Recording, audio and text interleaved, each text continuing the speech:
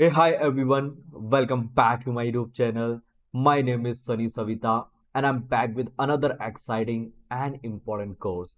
So, guys, in this particular course, we're gonna discuss about the LLM quantization.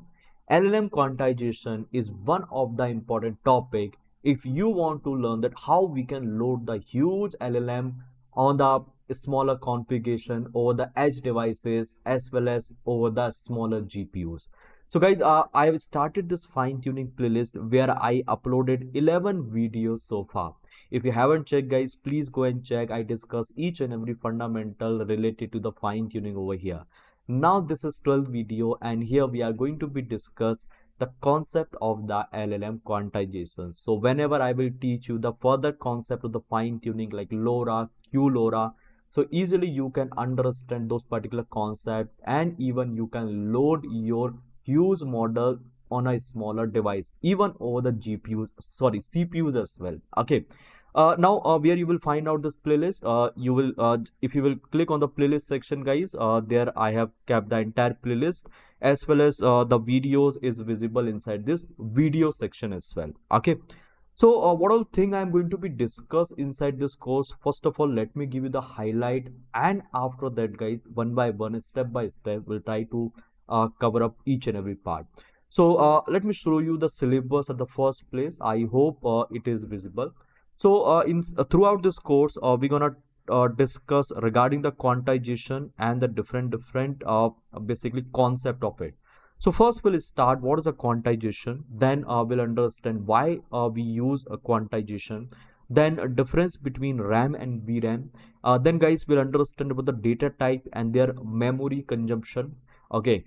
Then guys, we'll understand about the precision. What is a precision in a deep learning? We'll understand in terms of the theory as well as I will give you the practical example also. Then guys, we'll talk about the formula of the quantization and the dequantization. There we discuss the symmetric quantization, asymmetric quantization, per-tensor quantization, per-channel quantization. This is very much important if you want to understand the mathematical intuition behind the quantization. Then guys will come type of the quantization. So in the type of the quantization, the two type is very famous. First is a post training quantization, where we'll learn about the static post training quantization as well as the dynamic post training quantization. Then will come QAT. QAT means quantize aware training. So how we can do the quantize aware training, we'll discuss about that, and we'll discuss about the calibration data. I'll discuss about the quantization error. So this each and everything will come inside the type of the quantization. Okay. Then guys, I will show you the practical with the neural network, and we'll see like how we can perform the quantization on a simpler neural network before coming to the advanced LLM and all. Okay. Then after that, I will come to the advanced LLM quantization introduction. We'll discuss each and every point regarding it, each and every terminology, whichever you have heard from here and there, right? We are going to be discussed inside this particular course. Then I will come to the GPTQ, which is also called gradient post training quantization. Then AWQ, which is activation aware weight quantization. GGML, Georgie Garnob machine learning. It is a inferencing engine. Okay, and inside that inferencing engine, we can execute the GGUF file. So each and every part I capped over here, as you can see, along with the practical implementation. So yeah, this is all the thing, right? We are going to be discussed throughout this course, and believe me guys, your quantization concept is going to be clear completely from basic to advanced. Okay, this is very much important if you want to be like if you want to become a master in Gen AI, if you want to become a master in LLM and the LLM fine tuning, because to load a model on a smaller configuration with the quantized value itself is a challenge, guys. Okay.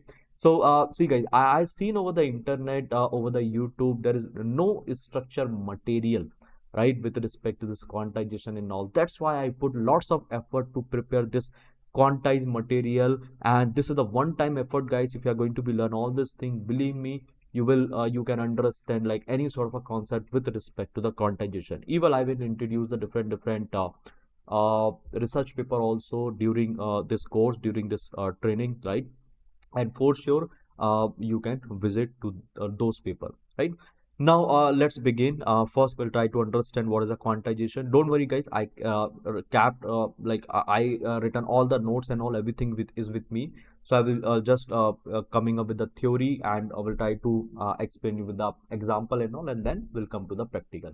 So let's start. What is a quantization? Now let's understand, guys, what is a quantization. So here I kept a definition of it. Please try to read it out along with me. Quantization is a process of converting a model weights and biases from high precision number to lower precision number.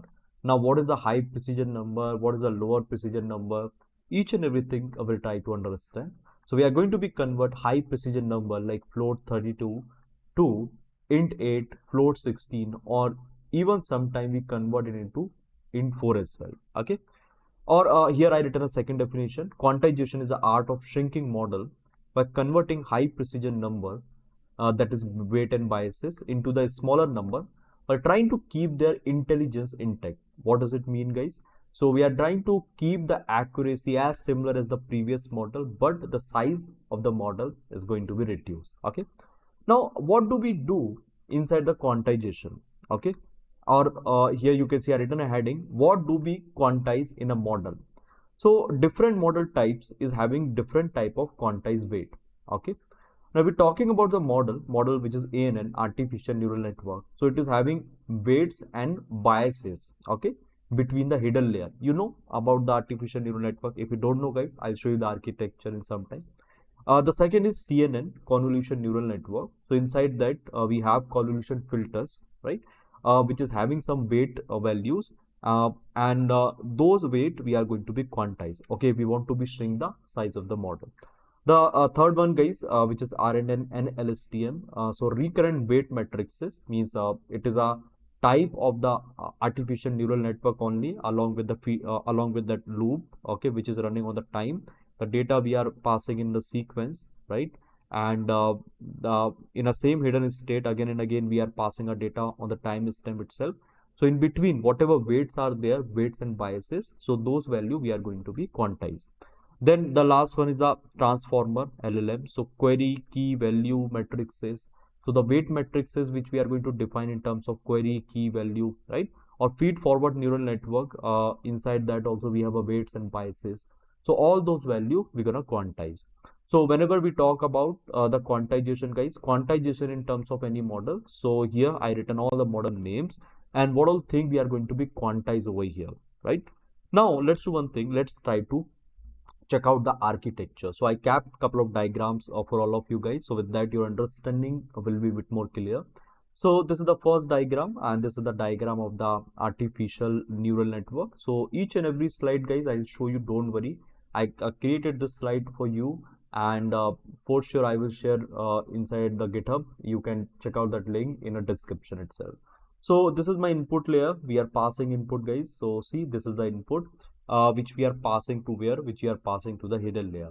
Now this input, okay, between this input layer and the hidden layer, you can see some weight are associated. Okay, this is the random weight. Initially this is the random weight, but guys, these weights are learning during the training. Okay, so in a back propagation we are going to be update this particular weight with the help of gradient descent, stochastic gradient descent, ADA grade, RMS prop, ADAM optimizer. Like I think you already know about those basics of the deep learning.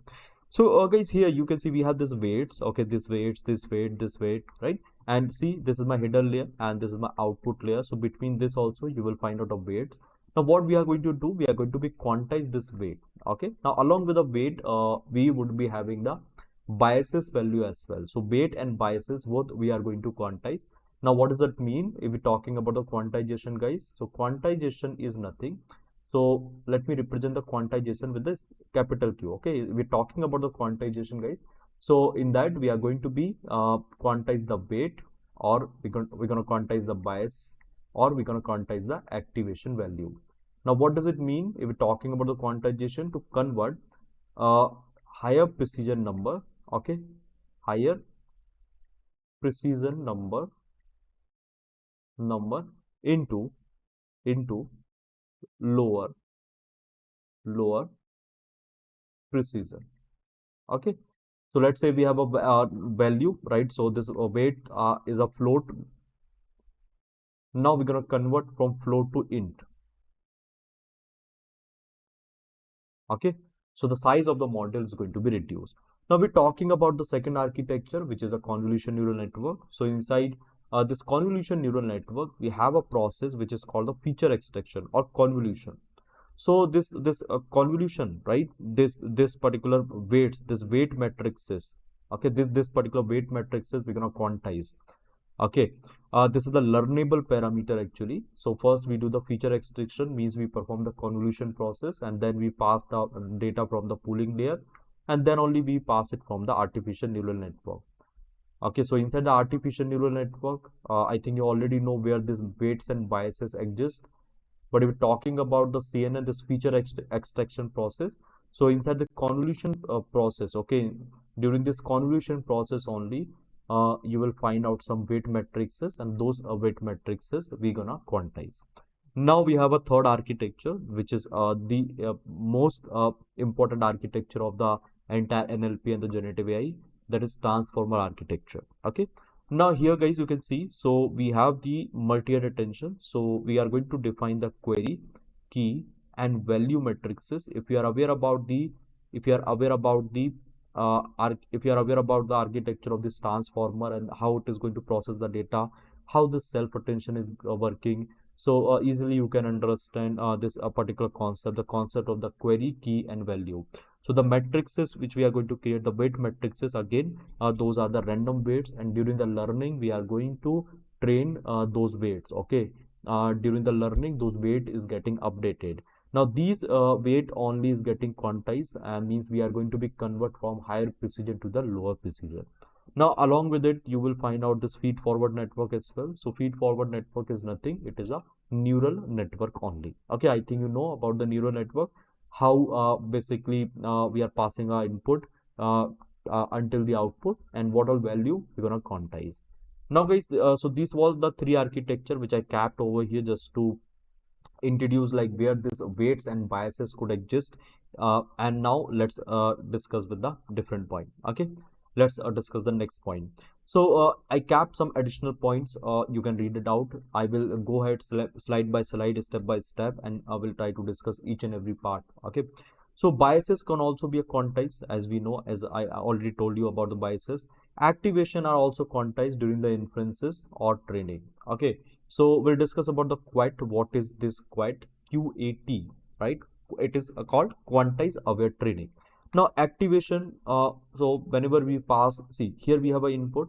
Now this input we are passing to the hidden layer. So we're gonna perform the dot product between this input as well as the weight. Okay, so we have weight, and this particular value we're gonna pass to the activation function. Okay, this particular value we're gonna pass to the activation function. Now whatever output will generate, so we're going to quantize this particular output as well, right? So we're going to quantize this particular output as well, and yes, this is also possible. We can perform the quantization of it. Now the next one is special case. Whenever we talk about the attention layer in LLMs, in transformer, right? So it is very tricky to quantize. So we have a specific method for quantizing this value, and in the upcoming slide itself, I will discuss those specific method. Okay, to quantize this attention layer. Once we'll discuss the type of the quantization. Now I think you already have seen the model architecture. Now the second point is simple analogy. I capped over here. With that, your understanding on top of the quantization will bit more strong. So here I am mentioning, imagine you are storing a price of the product, and the price of the product is 1299.956. Okay, now guys, this is the float number. If you will see, so this is the float number. Now if I'm rounding this number, so what I will get, let's say I have rounded this particular number, I'm getting 1300, right, int style. Now if I will check a loss between this particular number, the original number, as well as the rounding number, so you will find out this much of loss, 0.044. Okay, so here I have mentioned you are losing a tiny detail, but the core information will remain same. This is exactly what quantization does, okay, to model weights, biases, and activation value. So what does it mean, guys? So the meaning is very simple. we have this value. Now if we have converted it into the integer, okay, this is the float one. If we have converted into the integer, okay, this is called a precise value, precise.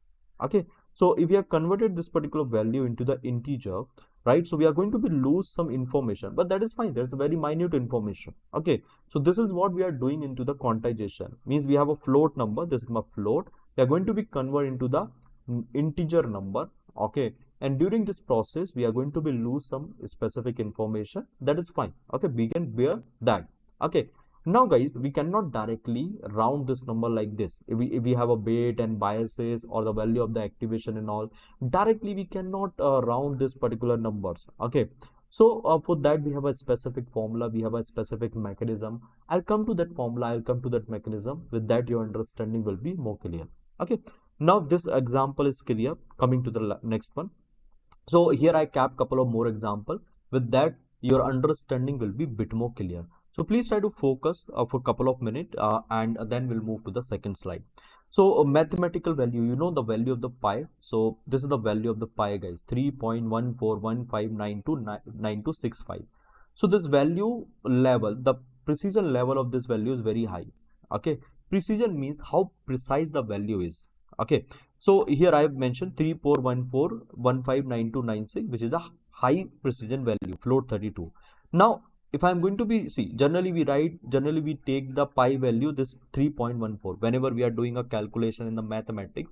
So we consider this 3.14. Okay, so this is the lower precision. So here we are not going to be capture the exact value, the exact precise value. Instead of that we are going to be negotiate with some loss. Okay, and we are just keeping this 3.14. If we are going to be figure out the loss, so it will be something like 0.00011122233, something like that, right? But guys, we are not going to be keep the entire value, the entire precise value. Instead of that we are keeping the value up to 2 number. So this is the higher precision and this is the lower precision. Now let's say if instead of that we are just taking 3. Okay, so this is the lowest precision and this is the integer one, integer number. Now I can give you the second example. Maybe with that your understanding will be a bit more clear. So we have a currency example. We are going to be convert dollar into the rupee. Okay, so see, 87.5793, it's a price of $1. Okay, this is the price of $1, right? Now guys, can we write like this value 87.573?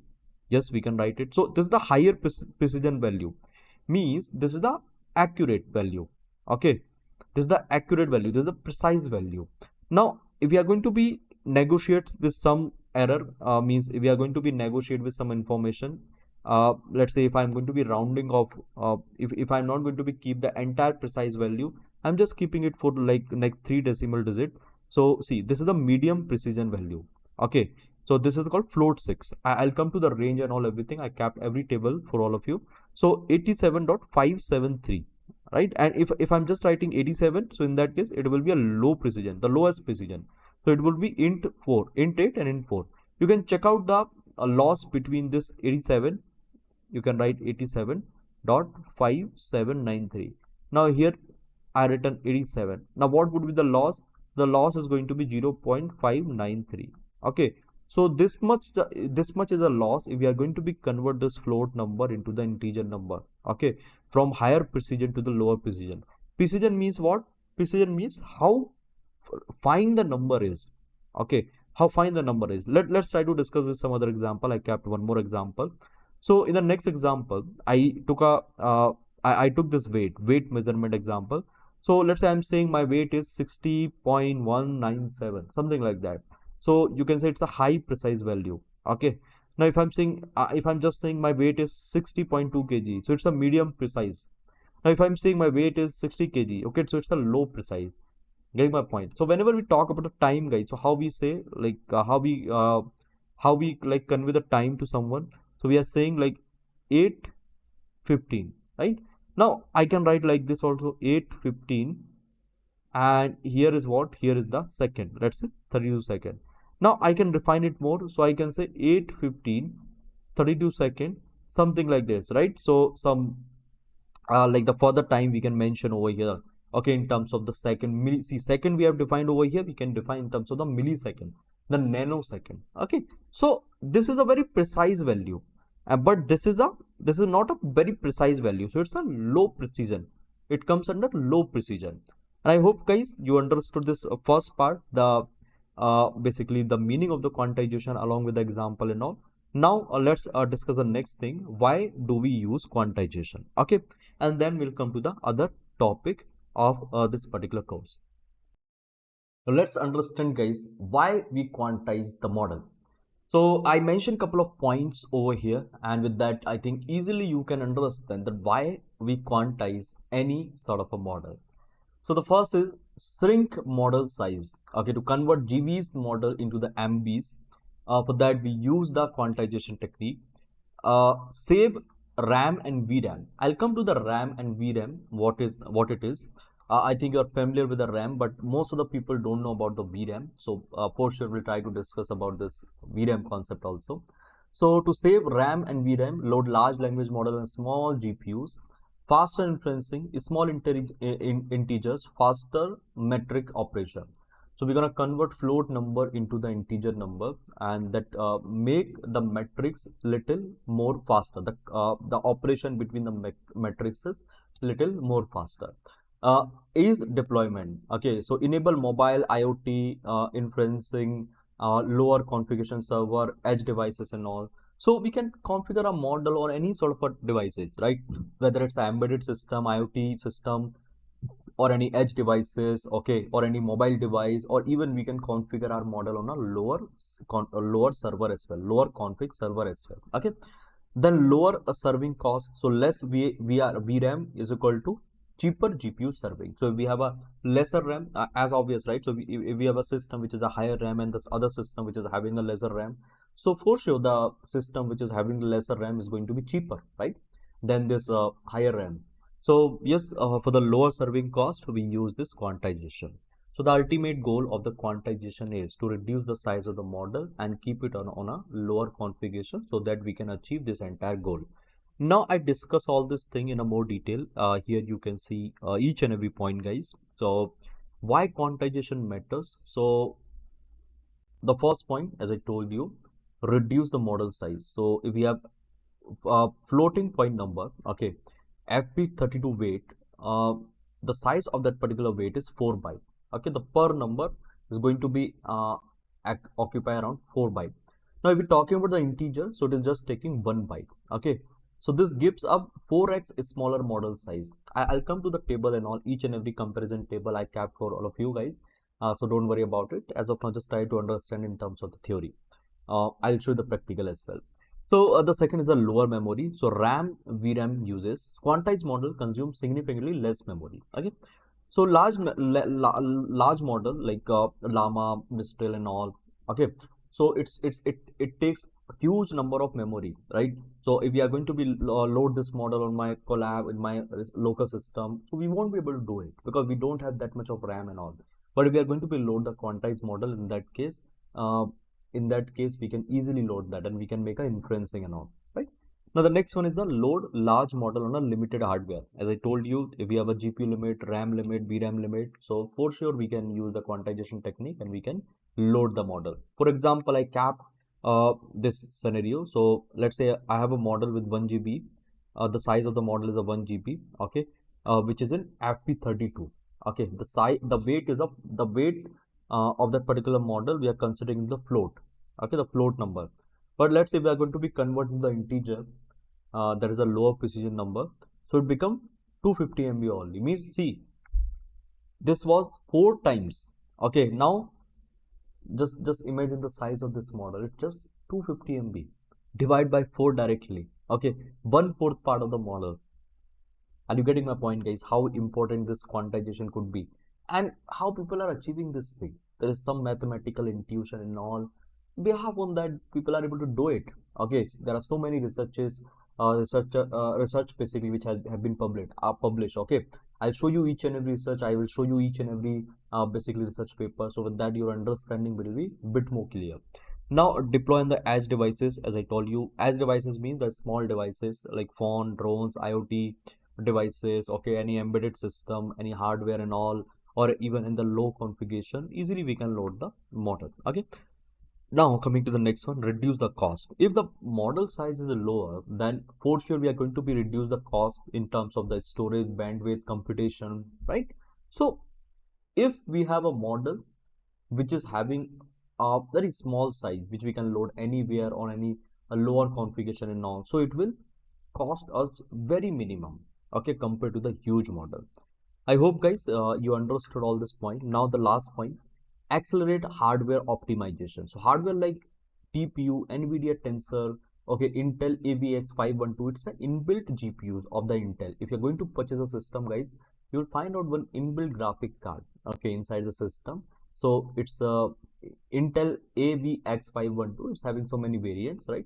So are optimized for int 8 and 4. So guys, whatever hardware, whatever chips, right, is being created by the Intel, AMD, or this NVIDIA, right? Those chips are optimized for int 8 and int 4. Okay, so if we are going to be convert our float precision, the higher precision to the lower precision, like int 8 and int 4, easily that particular model with the integer number can be adapted for the post training quantization as well as quantize aware training. So what it is, definitely we'll discuss once I'll come to that. Yes, guys, so this is the second part which we have completed successfully. Now I'll discuss some fundamental points like what is the RAM and VRAM, and we'll discuss around the data type as well, like one float, how much value is taking inside the RAM. Okay, and after that, guys, we'll come to the main topic. So let's start. What is the RAM and VRAM, guys? Now, RAM, guys, it's a primary and the main memory of your system. Why it is called the primary memory? Because directly it is passing the data to the CPU for the further processing. So here I capped some basic point like what is RAM, what is a CPU, what is VRAM, what is a GPU, the differences in between, and here I capped the different data type, the size and memory, and the precision of it, and then where it is being used in a deep learning. Then guys, here I capped some fact.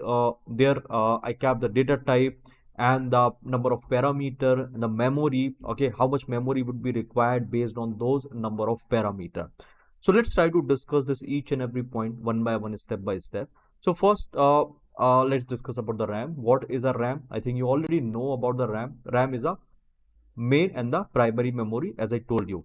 So whatever process, OS process, whatever data, right, or whatever model basically we are going to be load. So the first plates, it's going to be load inside the RAM, and then it's going to the processor, which is my CPU or my GPU. Okay, so let's say we have open any application, that is my Chrome, or it could be any sort of application. So we are loading it inside the RAM, random access memory. Let's say we are going to be running the model, right? So in that case, the RAM is being used for storing a data on a temporary basis, and then it is passing further to the CPU. Okay, now guys, RAM is also called the volatile memory. So whenever you are going to be like stop your the server, right, or system, so that memory will be crashed. Okay, then let's assume, guys, if you have executed any Python program, in that case also for the execution, the RAM is being used for temporary holding the data, and then further it is passing to the CPU for the processing. Okay, now what is a CPU? We know the CPU is a brain of the computer, and it is going to be execute each and every general purpose instruction, or each and every instruction which is being provided by the RAM. Okay, so RAM is holding the data temporarily, the process and all, and then it is passing to the CPU. So if we want a powerful system, in that case, we should have RAM, enough RAM, as well as the good CPU, so that it can handle more process simultaneously, right? If we have a more RAM, as well as if we have a good GPU, then our PC or our system would be much smoother. Okay. Now guys, why I capped this point, not only for the RAM and the CPU, I capped this particular point to explain you about the VRAM as well as the GPU, because it plays a major role, major part whenever we are dealing with the LLM model, okay, large language model, or any deep learning based model. Okay, so here you can see what is a VRAM, guys? So VRAM is a dedicated memory for the GPU. GPU means what? A graphical processing unit. Okay, so it's going to be stored the model weights, activation during the forward pass, backward pass, gradient, images, tensors, right? And it is used by the this GPU used by like NVIDIA and AMD. So NVIDIA and AMD. These companies are building a GPUs chips. As we know, NVIDIA is a like leading company in this GPU world, and I think the valuation of the NVIDIA is like a much higher than Apple now. Okay, I think the valuation of the NVIDIA company is more than 4 trillion. So you can see the impact of the AI on the world, and everyone wants to be purchase this GPUs from the NVIDIA. Okay, why? Because in the GPT data center, the Chat GPT, right? You know the Chat GPT, the popularity of the Chat GPT and all. So for the Chat GPT, this for Chat GPT data center, this NVIDIA GPU have been used. That's why like the entire world is running behind this GPU's chip. Okay, the CUDA chip, which is being developed by this NVIDIA company. Okay, so VRAM is created. VRAM is specifically created for the graphical processing unit, the GPU only. Okay, now what is a GPU? GPU is a highly parallel processor optimized for graphics and metric or tensor operation. So if we have a matrix or tensor operation, right? You know matrices. What is a matrices, guys? So this is a matrix, right? Matrix is nothing, it's a set of numbers. So if we want to do the multiplication in between, so we require the higher computation if the size of the matrix or the number of the matrix is very high. Okay, or the graphic processing, for the graphic processing also we require this GPU. Okay, so let's take an example. Let's say we are running a llama GPT or a stable diffusion kind of model. If we are training those models, so we require higher GPU processing. Why? Because there are lots of tensors, there are lots of matrices which we are going to be multiplied to each other. Okay, then guys, let's say we are playing high-end video game. In that case also we require some good GPU process. Video editing, for video editing rendering we required some good GPU processing. Okay, and guys, for the GPU we don't require this, we cannot work with this basic RAM.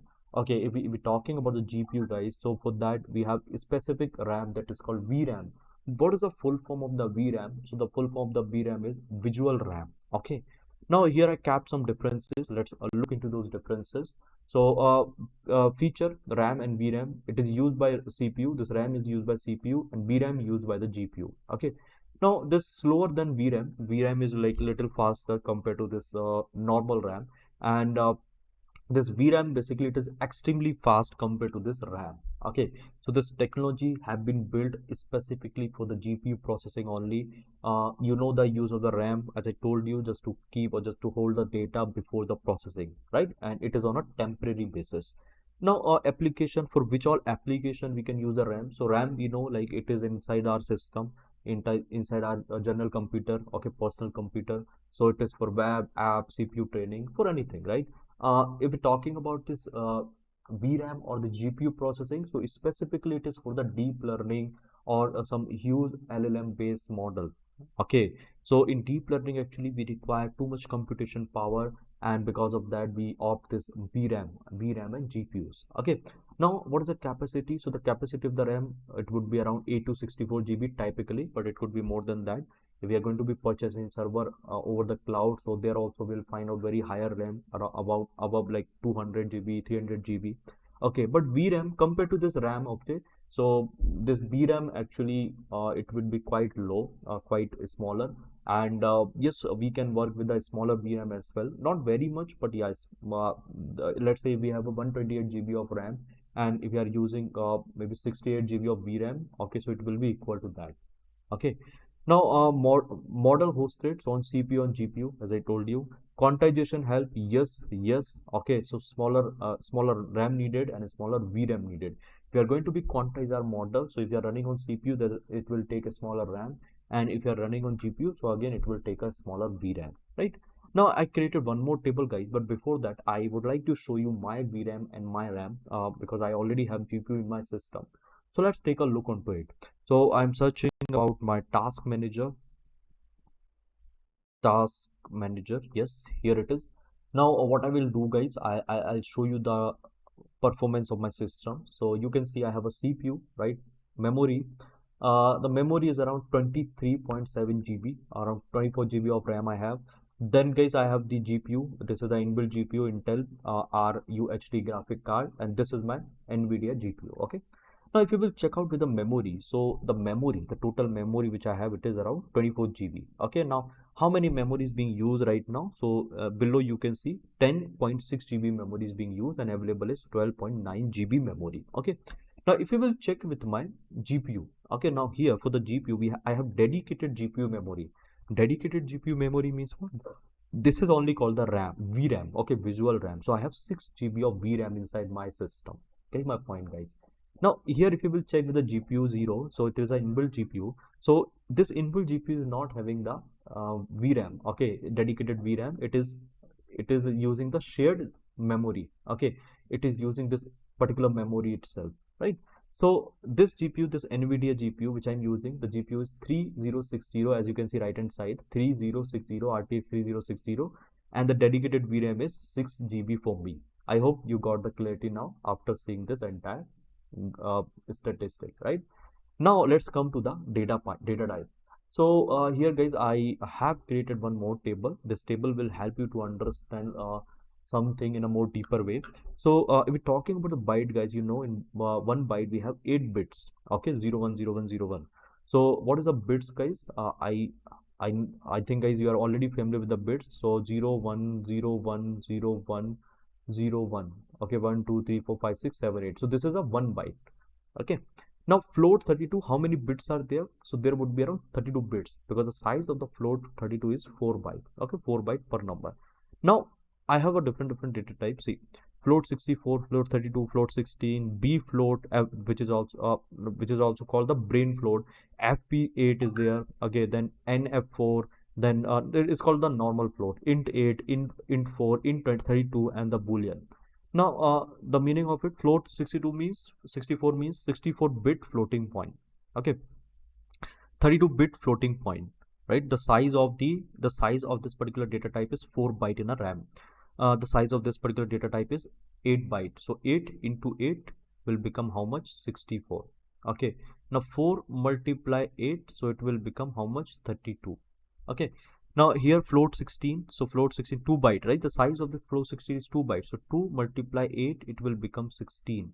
Okay, now brain float 2 byte, again FP 1 byte, NF4 0.5 byte. Now int 8 1 byte means what? Again 8 bit. Okay, it will take only 8 bit memory. Now this one int 4 0.5 byte, int 32 is again 4 byte, and boolean is 1 bit, guys. Okay, so you know guys, a couple of days back one research paper was published. The name was the research paper, run your large language model on 1 bit. Okay, 1 bit LLM. So you know, like, what does it mean? We can run our LLM on this size as well. Okay, means the weight, right? Whatever weights are there, they have quantized up to that level. They have optimized that weight up to that level where we can execute it on 1 bit memory as well. I hope you're getting my point. Now we're talking about the precision, guys. So for this float 64, the precision is very high. Now what is the meaning of the precision? Precision means after the decimal, how many points, how many extra point would be there. Okay, so here you can see in float 64 we would be having 50 to 16 digit, right, after the decimal. So we can store very refined value, very precise value. So that's why we can say it's having very higher precision. Now here the second one is a float 32. So you can see the precision of it. We can store up to 7 decimal. Okay, after the decimal we can store up to like 7 digit. Okay, now guys, if you look float 16, so we can only contain the 3 4 digit after this decimal. Now similar for the B float as well, only 3 4 digit after the decimal. Now FP4 2 to 3 digit. Okay, then NF4, so very coarse float. Okay, it means if you will see the value like the 0 0.1 1.0 2.0, so this is called the normal float. Okay, log based float. It is not going to be contain a value like this, the very refined value after the decimal, like 50 to 16.2 to 3.4 to 5. No, if you will see the value like this, 0 0.5 1.0 2.0 3.0, something like that, so this is called the normal float. Okay, then integer, guys, there is no decimal, so it is a complete integer value. The range of it from minus 128 to plus 127 of this int 8, int 4 minus 8 to plus 7. Now int 32, guys, so this is the range. Okay, so 1 2 3 4 5 6. up to this one we can store the data. Okay, the number, if we have an integer number which is up to this particular number, which is up to this particular range, so we can say it is a int 32. It is taking 4 byte of memory inside the RAM. Okay, now boolean either true or false, 0 or 1, so it will only take 1 bit. I hope guys you understood what is the meaning of the what is the meaning of the data type, as well as how much size, how much memory it is taking, and then what is the meaning of the precision. I will come to the precision. I capped one more slide just only to discuss the precision. Right now here I capped the uses also, like where it is being used in a deep learning. So it's for the scientific computation, double precision. Okay, for the very precise value. So if I'm going to write like this, let's say 1.0023456 so see how precise this value is. We are going to be cover up like almost each and every digit after the decimal. I give you the example of the precision in my last slide as well, with that dollar value, with that weight value. Okay, with that basically time values, right? So if we have a more digit, we can, if we can capture very fine number. Okay, we can capture very fine value, fine number, so the precision would be high in that case. Now I capped some facts, and with that facts your understanding will be very much stronger. So let's discuss about it. So let's check some facts. Let's say we have a data type float 32, and if we have 100 million parameter in the model. Okay, so what would be the size? Sorry, if we have basically 4 billion of parameter. Okay, sorry, we have 100 million of parameter, and the size of each parameter is 4 byte, right? Float 32, the size of one parameter, one bit would be 4 byte, and we have 100 million parameters, so the complete size would be around 400 MB. Now the second one, float 62, so 2 byte, 100 million parameter, and the size you can see, size would be in a RAM 200 MB. Now thus for the same guys, see we have 100 million parameter, and now this time we are taking integer data type. That now see the size 100 MB. Okay, it's a 1/4 from this float 32. So have you heard guys, we are going to be quantized from float 32 to int 8 or int 4. So just think guys how much size we are going to be reduced here. So let's say we have a size around 40 MB. Now the size would be around 100 MB to 50 MB. Now think guys how easily we can load this much of data, sorry, how easily we can load this model in the CPU or in the GPU compared to this particular model, right? So if we're talking about the deep learning, so deep learning engineer intentionally switch the data type based on the use case. So FP32 is called the full training, okay, full precision or full training. FP16 and BF16 is called the mixed precision or mixed training, and int 8 and int 4 is for the inferencing only. Okay, so these are the terminology which is basically being used, or which the scientist or the researcher are being used, okay, just to quantize the model from the higher precision to the lower precision. FP32 is a higher precision or full precision, FP16 is a mixed precision, and int 8 and int 4 it is for the inferencing. Okay, it's a lower precision or very minimal precision or zero precision I would say, because it's a complete integer value. I hope guys you understood this entire thing in a very well manner. Now let's try to discuss the next point, which is a precision. Okay, so guys, what is a precision in deep learning? So precision means how exact, detailed and accurate number can be stored. Okay, the second definition I written, precision means how finely a number could be stored. Okay, precision level real world value example. So I cap couple of example, with that maybe you will get some more understanding. The more detailed decimal value a number can be stored, the higher precision it is. Okay, or float 32 offer higher precision but consume a lot of memory compared to the int 8, whereas int 8 is having a lower precision and it's going to be consume a lesser memory, and it is much faster. So where you will find out the numbers guys in a deep learning model. So in a DL model we have weight, we have biases, we have activation value, we have optimized weight by optimizer, right? So these all are nothing, it's a numbers only, and generally by default this number would be FP32. Means we can capture the number, let's say I'm writing 4, we can capture it up to 7 to 8 decimal. So this is a very precise value, precise number, a very fine, a very accurate number. Fine, precise, anything. you can say. Okay, now guys, here you can see, so it's a fine, accurate, precise, whatever coming in your mind, you can say that. Now guys, here you can see, if we're talking about the higher precision, so in that case it's going to be consume the higher memory, means the weights and biases, the activation value and the optimized weight, it should not be 32. Okay, it should not be this float 32. We have to be like reduce it. How we are going to be reduce it? With some formulas and all, and I'll show you those specific formula. So we are going to be reduce it to some lower precision. Lower precision means what? FP16, okay, normal float, int 8, okay, int 4. These are the lower precision. So in float 16 we are going to be capture only 3 to 4 digit after the decimal. In NP, okay, in NP also, in normal float, we are going to be converted like this 4.0, right? Or like 0 0.5, 0 0.7, 4.0, 3.0, something like that.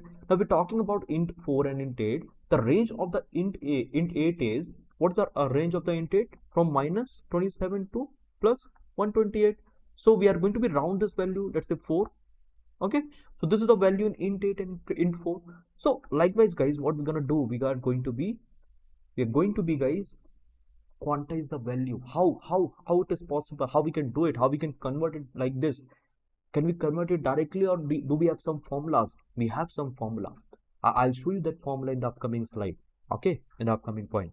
So I kept a couple of more examples. So mathematics value, the pi value, the example which I already given in the first slide itself, okay, 3.1141592 high 65. It's a high precise value, it's a high accurate value, highest accurate value, and you can see the data type of it, it's a float 32. Now 3.14 is a lower precision, so the data type is float 16 or float sorry, int 8, right? If we're keeping like 3.14, it will be float 16. Now if I'm going to be like keep it like this, let's say if I'm just writing this let me copy it just a second.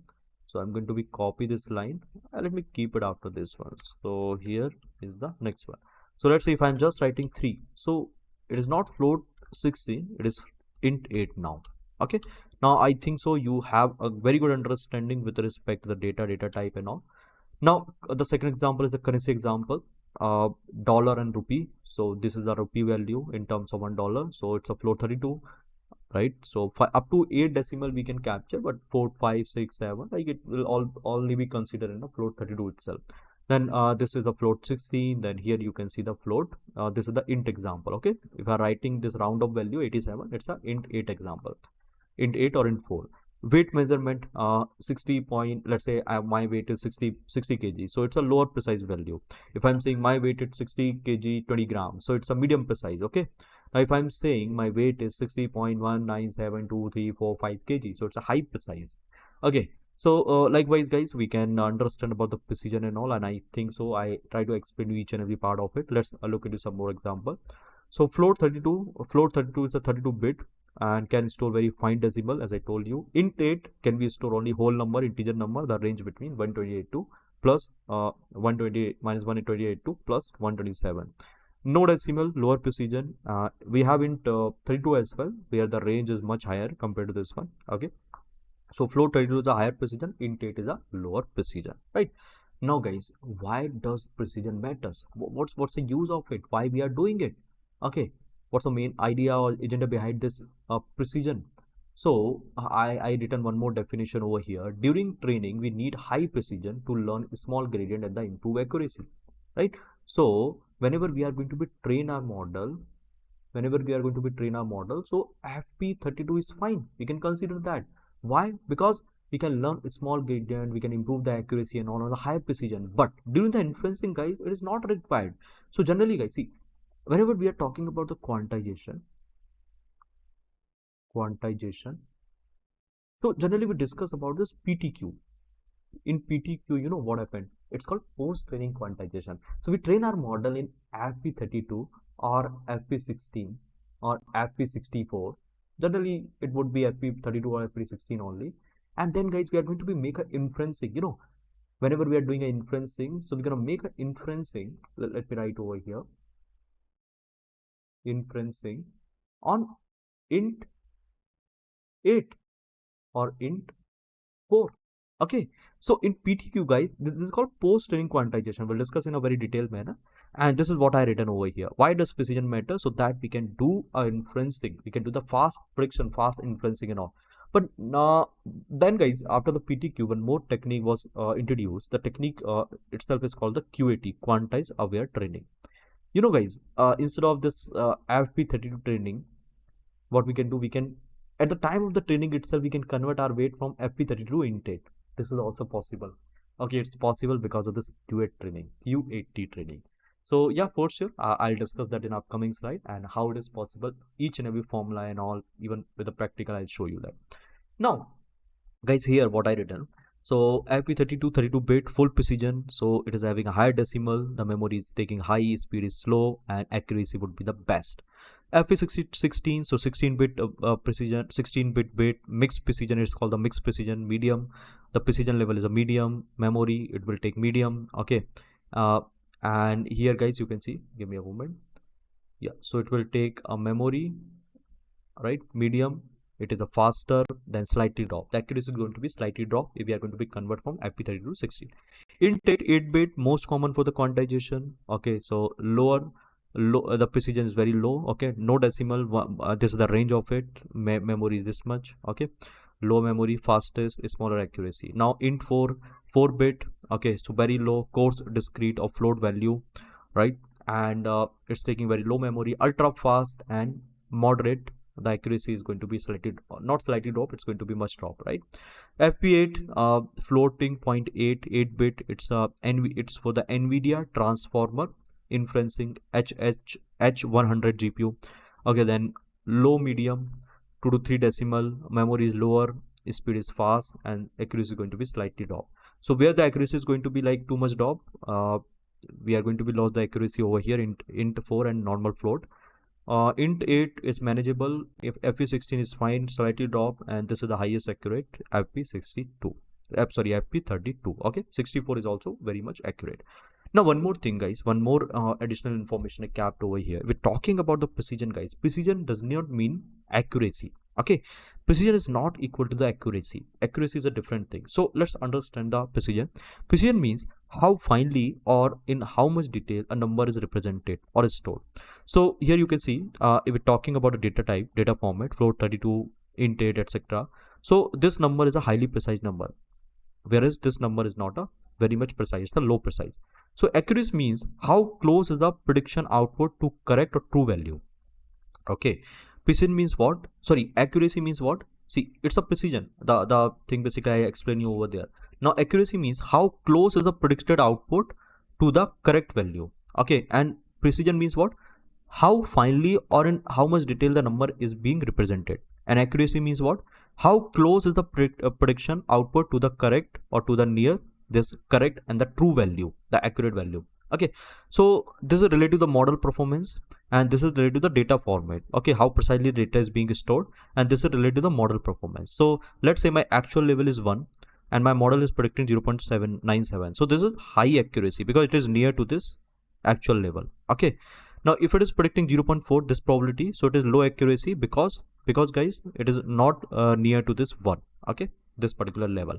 So we can take a real life analogy, and with that maybe our understanding will be a bit more stronger.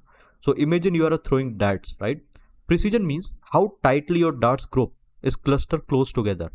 Okay, and accuracy means what? How close they are to bull eyes. So you know dart, right? So it's kind of the circle, this one, and generally we are hitting this particular eye, right, onto this dart. So let's say we are throwing the arrows. So this is my first arrow, this is my second arrow, right? This is my third arrow, this is my fourth arrow. So this is the precise one, guys. Okay, this is the precise one, but this is not accurate. This is not accuracy. So precision means what? How tight your dart group is clustered. Okay, so this is very precise. It is near to this bullseye. But if you want to be check out with the accuracy, so how the accuracy would be? So see this one, how many times it is hitting to that. Okay, this one. So accuracy means how close they are to the bullseye. Okay, and precision means what? How tight your dart group is. Okay, now you can have high precision, low accuracy, all darts tightly grouped but far from the target. Okay, you can have lower precision, higher accuracy means dots scattered but average hit to the center.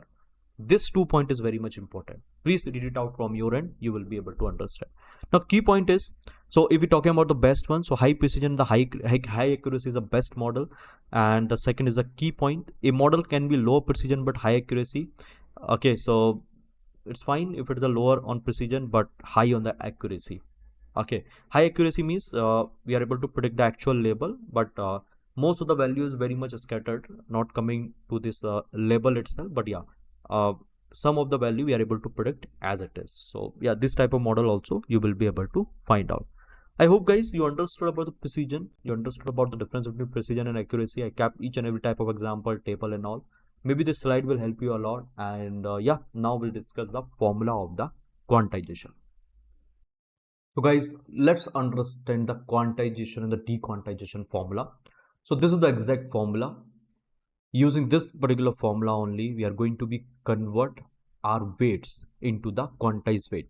So this is the quantized value xq. This is the actual weight. We are going to be divided with the scale. Then we are rounding off this number and we are adding the 0 point. This 0 point generally we use for the symmetric and the asymmetric quantization. Okay, if there is a symmetric quantization, we'll keep it 0. If there is a asymmetric quantization, we'll keep it in some we'll keep some value over here. We'll discuss that how that particular value we can calculate.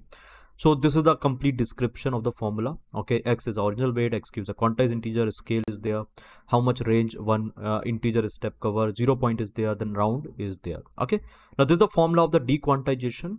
So if you are able to understand the quantized formula, simply you can understand the dequantize as well.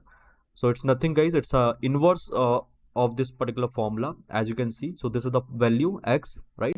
So this 0 point is going over here, xq, right? Xq means quantized value minus 0 point multiply by scale. So this 0 point is going over here, xq minus 0 point, and then we are going to be multiplied with this scale value. So we automatically will get this x. Okay, so it's the inverse of this quantized formula itself. Now, if you are still not able to visualize that which thing we are going to be quantized, so I can give you the basic example.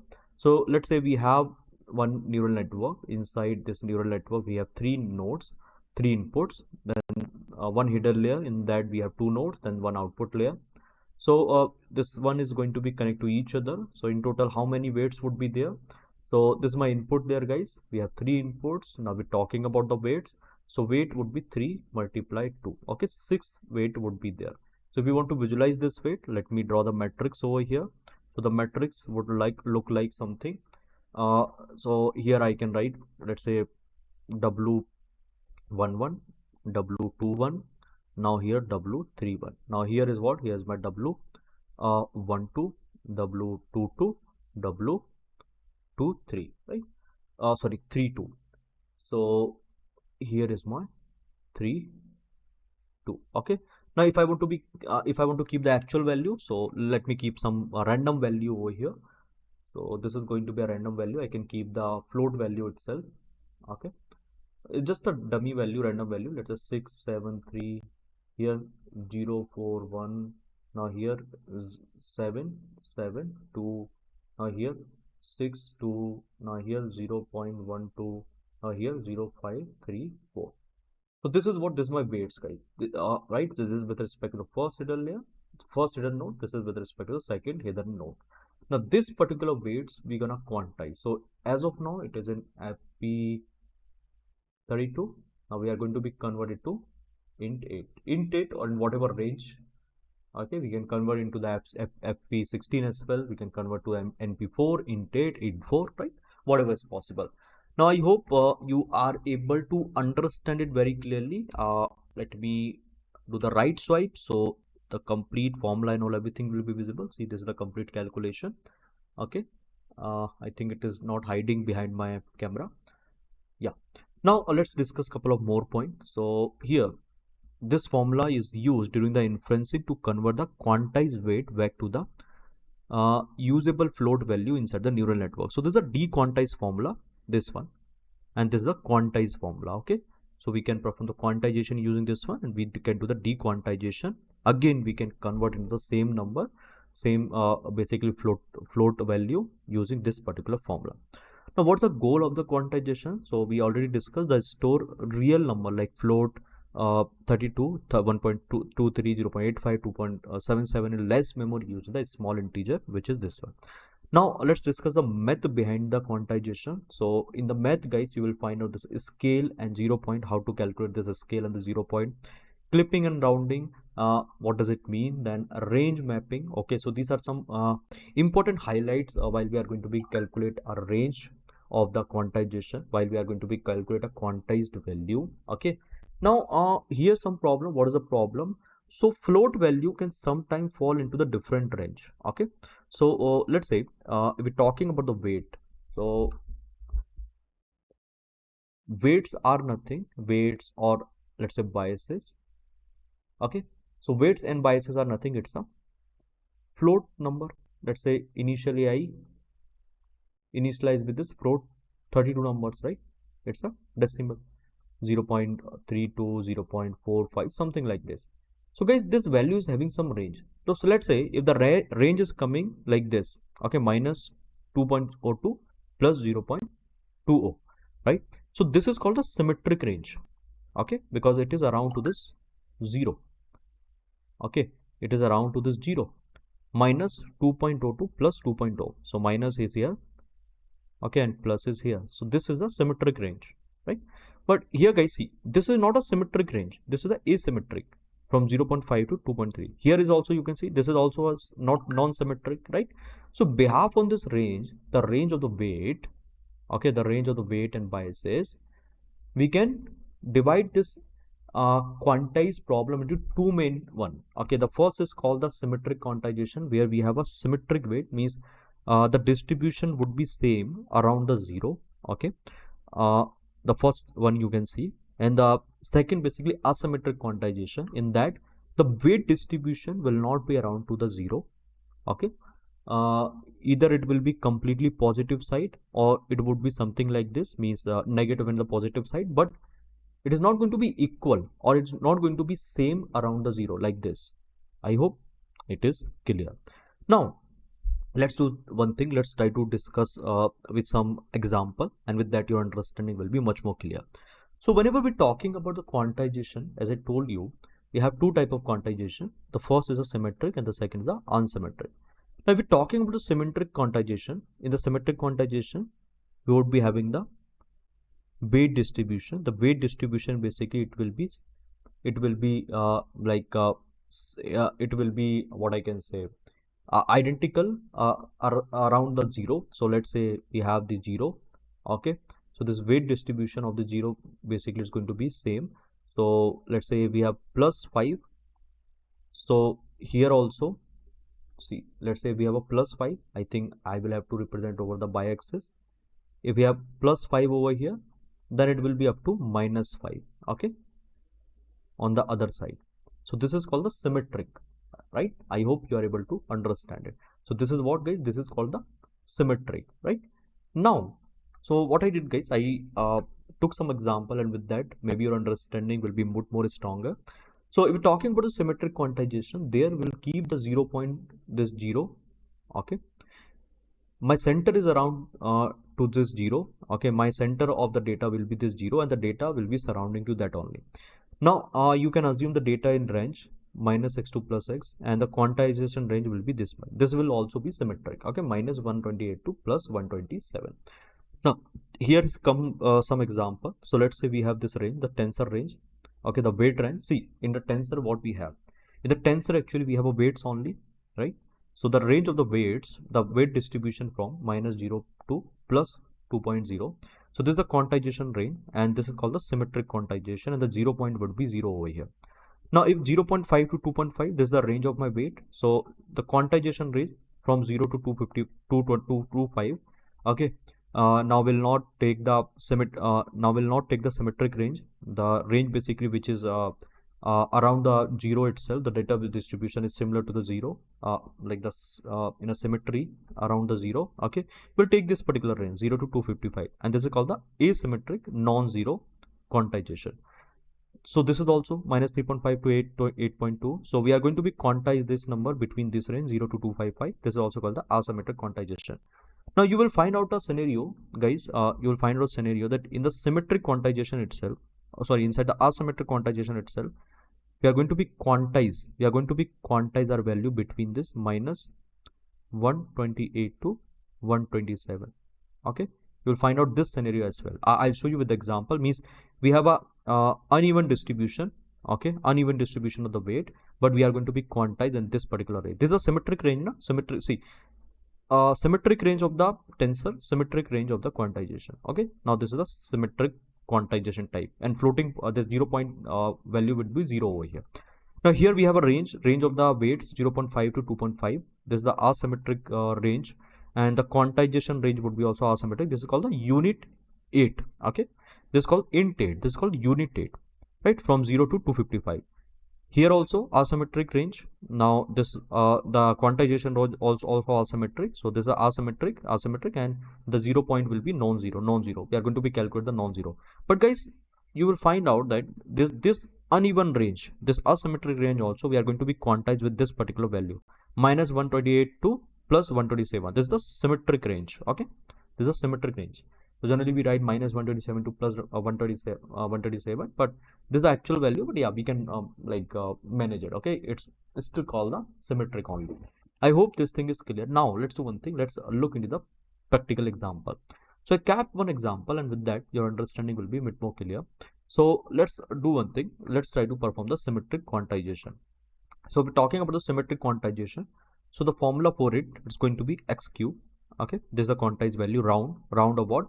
X means the actual weight divided by the scale. Okay, 0 point is going to be 0 in the symmetric quantization, right? Because the data is distributed surrounding to this 0 only, right? To this 0 only. Now guys, here I'm taking one value. Let's try to quantize this one. So we have one weight. So x 1.2.3, this is my weight. Okay, we are going to be quantized in this range, minus 128 to 127. Now here is my min and max of the tensor. So this is the range of my weights. Okay, minus 2 to plus 2.0, and this is one of the weight between this particular range. So first of all, we'll calculate the scale. Now how we'll calculate the scale? So we have max value, we have a min value. Okay, then we have max of the range, max of this quantized range, and the minimum of the quantized range. So what is the maximum value? Minus 2.0, 2.0 minus 2.0. Okay, then this 127 and this minus 127. So this is the, using this particular values, we are going to be calculate the scale. Okay, now in the scale, max of what? Max of the weight distribution, this weight distribution, and max and min of this quantization range. Okay, so while we'll calculate this particular equation, we'll get around 0.0157. Now non-zero point, basically, so this is going to be 0 only. As I told you, in a symmetric quantization, we'll keep it 0. Now we are going to be quantized using the formula. This is my quantized formula. So round x divided by scale. So this is my x 1.23. This is the weight which I want to be quantized, 1.23. Okay, now here what I did, I capped the scale. My scale is 0.01575. I am going to be round off this value, okay, after the divide. So I'm getting 78. So guys, this particular number, this 1.23, I can represent in terms of this value, this 78 only. So I have a float, okay, float is 1.23, and I'm getting my quantized value, which is 78. Okay, so we are able to reduce the precision, and we are able to convert our weight into this integer number. I hope you understood. So let's do one thing. Let's try to dequantize it also. So how we can dequantize? So dequantize, this is my again I want to be converted into the actual number, actual weight. So this is my quantized value, x cube, and multiply with the scale. So 78, this is my quantized value, 78. Okay, and this is my scale. If we are going to be multiply it, we are getting this 1.299. So what was my actual value? This is my actual value, 1.23. And what we are getting is, we are getting this value as a dequantized one, 1.2229. So it is very close to, this actual number. This is my actual number, and after the dequantization, we are getting this particular number. So still there is some difference in between. So let's assume it's 0.001. Okay, if you're going to be calculate the actual one, you can calculate, it will be around to this only. Now see, this much of error we have, this is called the quantized error. What is the quantized error? The difference between the actual value, and after the dequantization, whatever number we are getting, between that, okay, between that, the difference is called the quantized error. Okay, so we'll discuss about it. I kept one more example regarding it. Now let's do one thing. Let's discuss about the asymmetric quantization. Okay, so in the asymmetric quantization, the data is not surrounded to the zero, right? The data is not surrounded to the zero. It could be in any scale. So let's take this particular example. This is a data distribution. Okay, the tensor data distribution, it's a weight distribution from 0.5 to 2.5. Now guys, the center is not zero over here. If you will see, the center is not zero, the data is not surrounding to the zero. Okay, the center is 1.5. How we can calculate the center? We can calculate the average of it. So in this case, asymmetric quantization is preferred because all the condition is pointing to the asymmetric quantization only. So let's try to quantize the number. Okay, so I have a weight. This is a weight. Okay, so what is the range of the weight? This is the range, this is the range of the weight. Okay, means my weight distribution in this particular range, the minimum is 0.5 and the maximum 2.5. In between there is one weight. Okay, this is 1.23. Now guys, we are going to be quant the value. Okay, we are going to be perform the quantization between this range 0 to 255. This is called the unit rate. Okay, now I'm going to be calculate the range here. So range, how we can do that? This is my maximum what? Maximum of this weight distribution, minimum of the weight distribution, 2.5 minus 0.5, and then maximum of the quantization range. Okay, and minimum of the quantization range. So we are getting this scale, right? Now after that, what we'll do, we'll calculate the 0 point. So there's a formula for calculating the 0 point, right? So rounding R minimum, okay, range of the weight. So range of the minimum, range of the weight, the minimum weight, okay, from that particular range, it is 0.5. So I'm keeping 0.5, and then this is a scale. So 0.5 divided by this particular value, this is a scale. So if I will round this value, I will be getting minus 64. Now here guys, you can see we have to quantize, right? See, we are able to get the scale, we are able to get the 0 point as well. If you will look into the formula, so this is the formula. So in this particular formula, what we are able to get, we are able to get the we already have x, right? We have a scale guys, right? We have a 0 point as well. The 0 point is minus 64. The actual weight value is what? The actual weight value is 1.23. Okay, and we got the scale as well. So scale is around, you can check out the scale, how much we are getting. It's around 0.00784, right? So I can write the scale over here, 0.00784. So this is my scale. Okay, I hope you are able to get. But guys, see, we need to understand the clipping concept also, right? In terms of this asymmetric quantization. So what is this clipping concept? So here you can see that since the 0 point cannot be negative for unit rate. What is the range of the unit rate? The range of the unit rate from 0 to 255. Okay, so the 0 point cannot be negative for the unit rate, so we'll clip it. So here is the 0 point. So what is the 0 point guys? It is minus 64. Okay, so this is the formula for clipping, right? So the formula is what? Max 0, minimum of what? 255 and minus 64. This is my 0 point. This is the upper range, okay, of the unit rate. We are going to be find out minimum of it. It is 64. Then max between this 0 and 64. So automatically I'll get 0. So likewise my 0 point will become 0. So this is called the clipping. Okay, clipping. If the 0 point is not coming in the range, the specific range, the 0 to 255. So in that case, we'll do the clipping using this particular formula. Now here guys, we are going to be quantize the number. This x is equal to 1.23. So round of this x divided by scale plus 0 point. Now what is the number? 1.23. This is my scale. Okay, I'm going to be round off this number with this 0 point, which we just calculated using this clipping method. So finally we are getting this quantized value 157. So here guys, you can see this 1.23, this float number, we are able to convert into this 157, right? I hope you are able to understand, right? So how we did the asymmetric quantization. Once you will go through with it again, just try to read it each and everything from your end. Your understanding will be clear. Now here guys, for the dequantization, the same formula, quantized value minus 0 point multiplied by scale. So 0 point is 0 over here because we have calculated using the clipping method and it was not in a range of that particular quantized values. So we'll keep it as a 0 using that specific formula. Then here is a scale. So after this one, we are getting this 1.23 itself. Okay, now here you can see the exact number we are getting. Okay, means the quantize error is 0 in between. Now let's look into the third example. So third example is what? Let's say we have a float. Okay, this is my weight. Here is what? Here is my weight. Now we want to be quantize this particular weight. Okay, so this is my quantization range. In this particular range, I want to be converted. This is the symmetric. Okay, symmetric range. And see, the tensor, the weight distribution is asymmetric. Now how will take this particular challenge? Okay, so let's try to do one thing. Let's try to calculate the scale. I think we'll know how to calculate the scale. So R minimum, R max and minus R min. So there's a weight distribution. So 2.5 is a maximum, 0.5 is a minimum. Then scale of the quantization 1.7, 127 minus 128. Okay, so we are getting this scale. Now what we'll do, we'll compute the 0 point as the weight is a, now here you can see that as a weight is a uneven. Okay, so this is the uneven weight. So what we'll do, guys, if the weight is uneven, in that case, okay, if the weight is uneven, we'll calculate the 0 point. So what we are doing, guys, we are going to be calculate 0 point. So R minimum 0.5 and here's a scale. So I'm getting minus 64.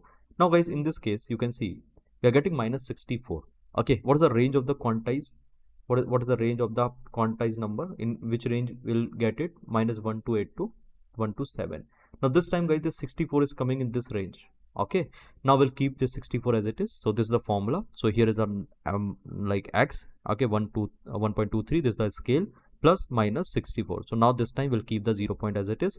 We are going to be round off this number. Okay, and after calculation we are getting 93. So guys, this 1.23 we are able to convert into this 93 into this int. So from float we are going to be convert into this int. I hope you are getting it. Okay, so here, guys, I kept all the three example, the different example. The first one, as you can see, we have, so in the first one, guys, we have this value 1.23. Now there's a quantization range minus 1.82 plus 2.7. It's a symmetric, and this weight distribution is also symmetric. So it is pretty straightforward. 0 point would be 0 automatically. Now for the asymmetric, if the weight distribution and the quantized number both are asymmetric, so how to calculate the 0 point, scale and all, everything I shown you. Now the third scenario, basically, let's say if we have a uneven weights, okay, 0.5 to 2.5 uneven weights, and the quantized range is a symmetric one. So how to calculate this particular quantized value, I even shown you that. I hope, guys, this point on this each and everything is clear. Now let's try to discuss some theoretical point. So here I written some theoretical point. Most quantized model are use int8 or int4, not unit8. Okay, so guys, whenever we have to perform the quantization, we'll perform into the symmetric range only. I hope you are getting it. Now hardware preferences. So all the hardware, whether it's the inbuilt GPU from the Intel ABX to ABX 512, which I was using, the NVIDIA GPUs, right, or ARM or any Qualcomm chips, LLM, GPTQ, AWQ, all are using this int8. No one is using the unit8. So I think you got to know in which range we have to convert our data. Okay. Now, guys, a framework default. So every framework, whether it's a torch quantization framework or ONX runtime, transformers, etc., are using the symmetric quantization only. Means they are going to be converted either into the int4 or int8, right? So in the symmetric quantization. So here I kept one more. Even when we are using asymmetric quantization, they will still keep the data in int8. Means if the weight distribution is asymmetric, it still will map the data between the symmetric range only, means int8 or int4, minus 127 to plus 127. Okay, now here you can see memory alignment and all, simplicity and memory alignment. int8 has a symmetric range, as we know. Zero centered active data. Okay, align quantized data in memory. Framework, whatever framework are there, GPTQ, bits and bytes, use the quantized linear algebra, int8 and int4, not unit8. So guys, I think you got to know in which range we have to map the data. So guys, this second example I just kept for you just to showcase the calculation and all, but we are not going to be do that in a backend. Okay, always we map the value within this symmetric range only, even though we have the weight distribution uneven, not surrounding to the 0, but still we'll map the value between this symmetric range only. Okay, so yeah, this is it, guys.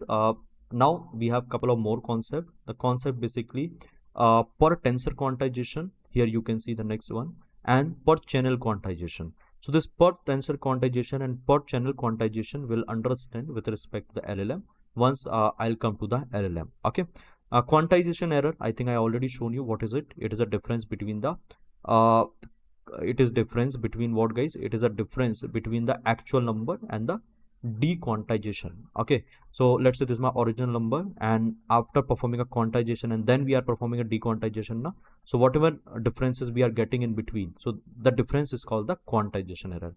And what is the calibration data and all? So again this concept will come.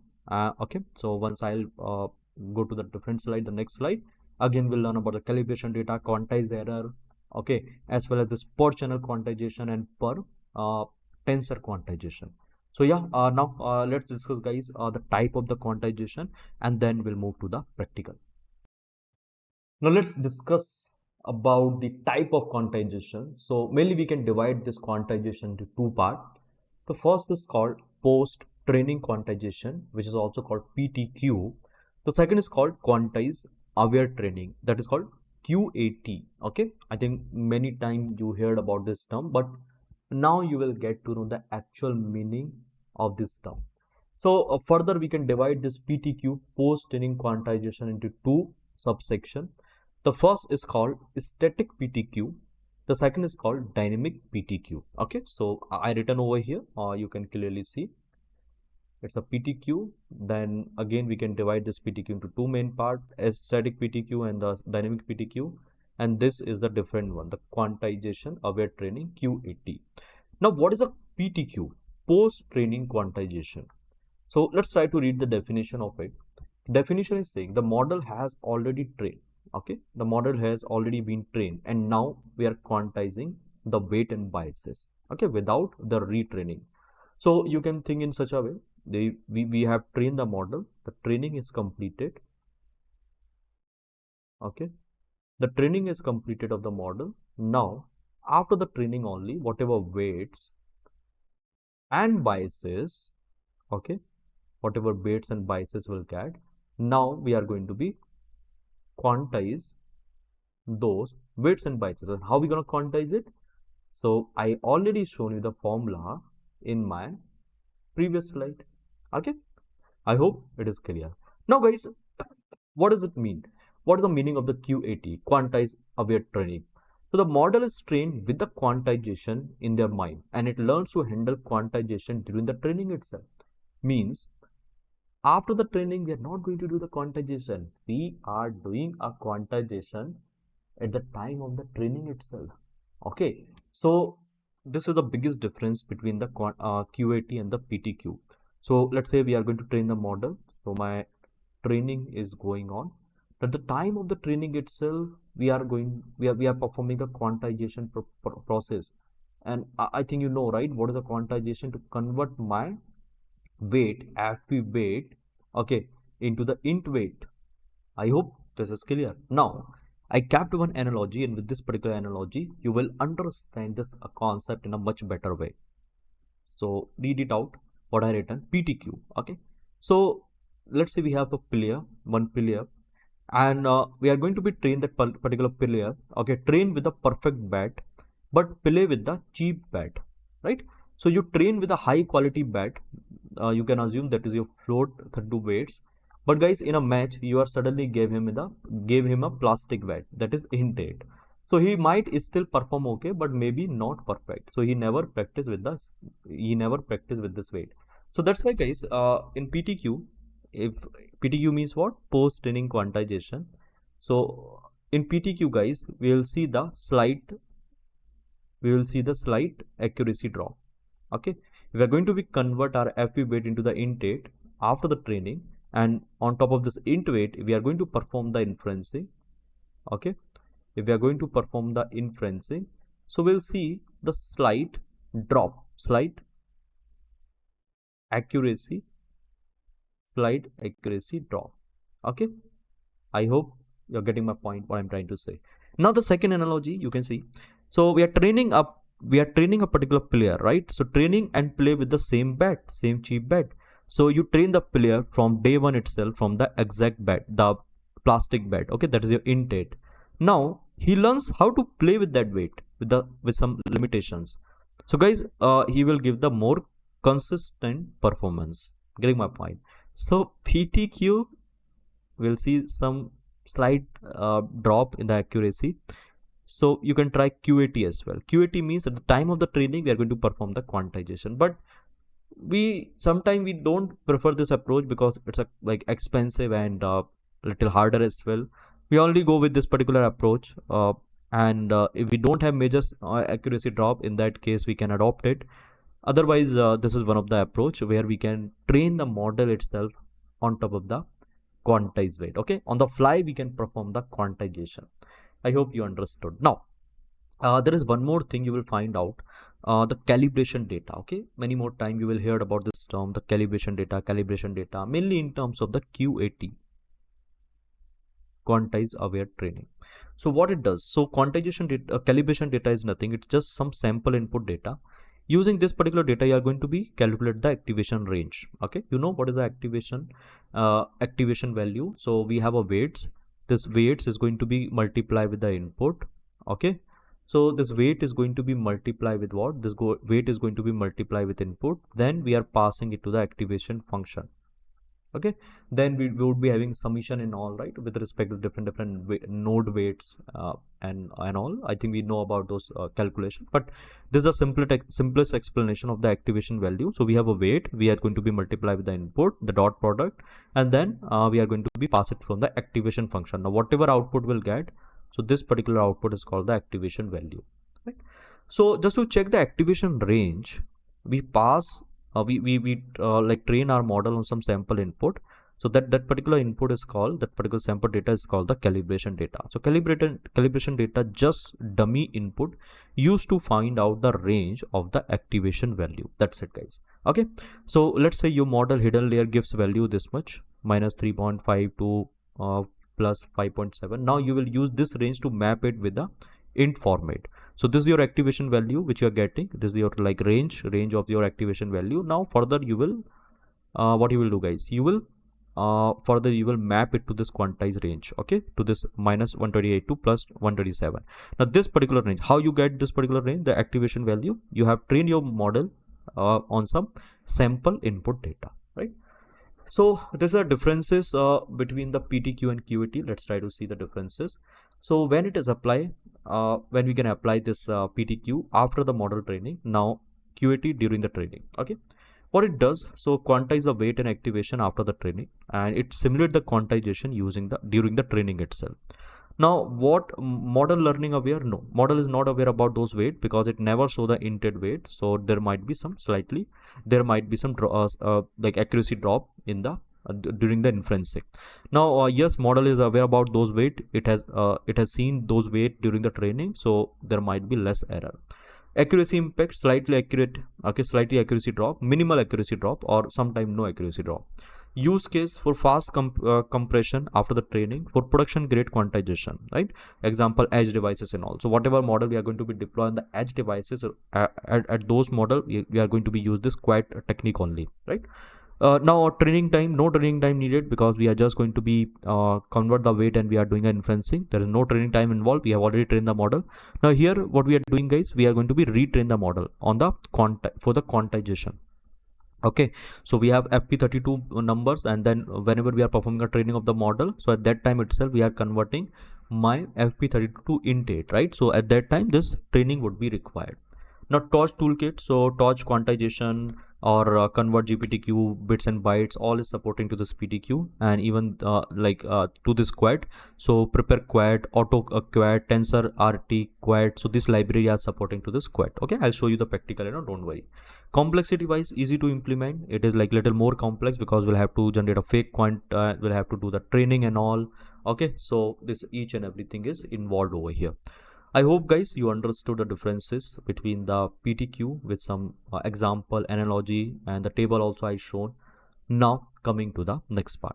So whenever we talk about the float 32, right? If we have trained any model with float 32, it's a full precision, right? So it predicts like this 3.56, 1.82. So this is my final value.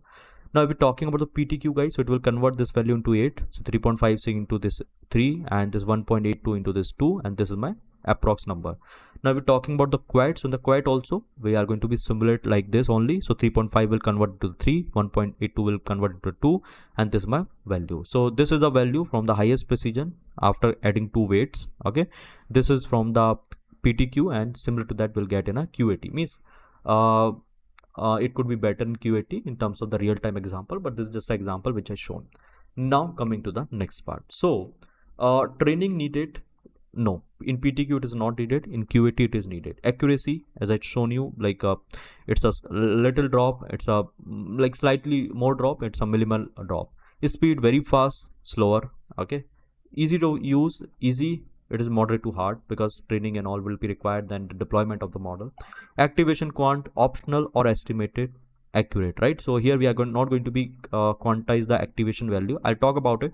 It comes under static and the dynamic quantization. Okay, when we have to quantize the activation value. So we have categorized to two more subsection, a dynamic and the static. So there we'll discuss about it. Okay, so accurate and learn means here we are going to be quantize the activation value as well. Real intake backend, yes, after the convert we'll take that. Yes, after the convert we'll take the real intake value. Toolkit, using the torch quantize we can do that. Okay, GPTQ, BNB and all, everything I already discussed. Now in which scenario we need to use this PTQ or QAT? So compress model for faster inferencing, use the PTQ. Deploy on edge devices model for the higher accuracy, use QAT. Need quick model size reduction, use PTQ. You are training from scratch or fine tuning, use QAT. Okay, LLM inferencing only. So if you already have a model, the train LLM model, you can use this PTQ. And there is a specific type of PTQ which is called GPTQ. Okay, GPTQ, gradient post training quantization.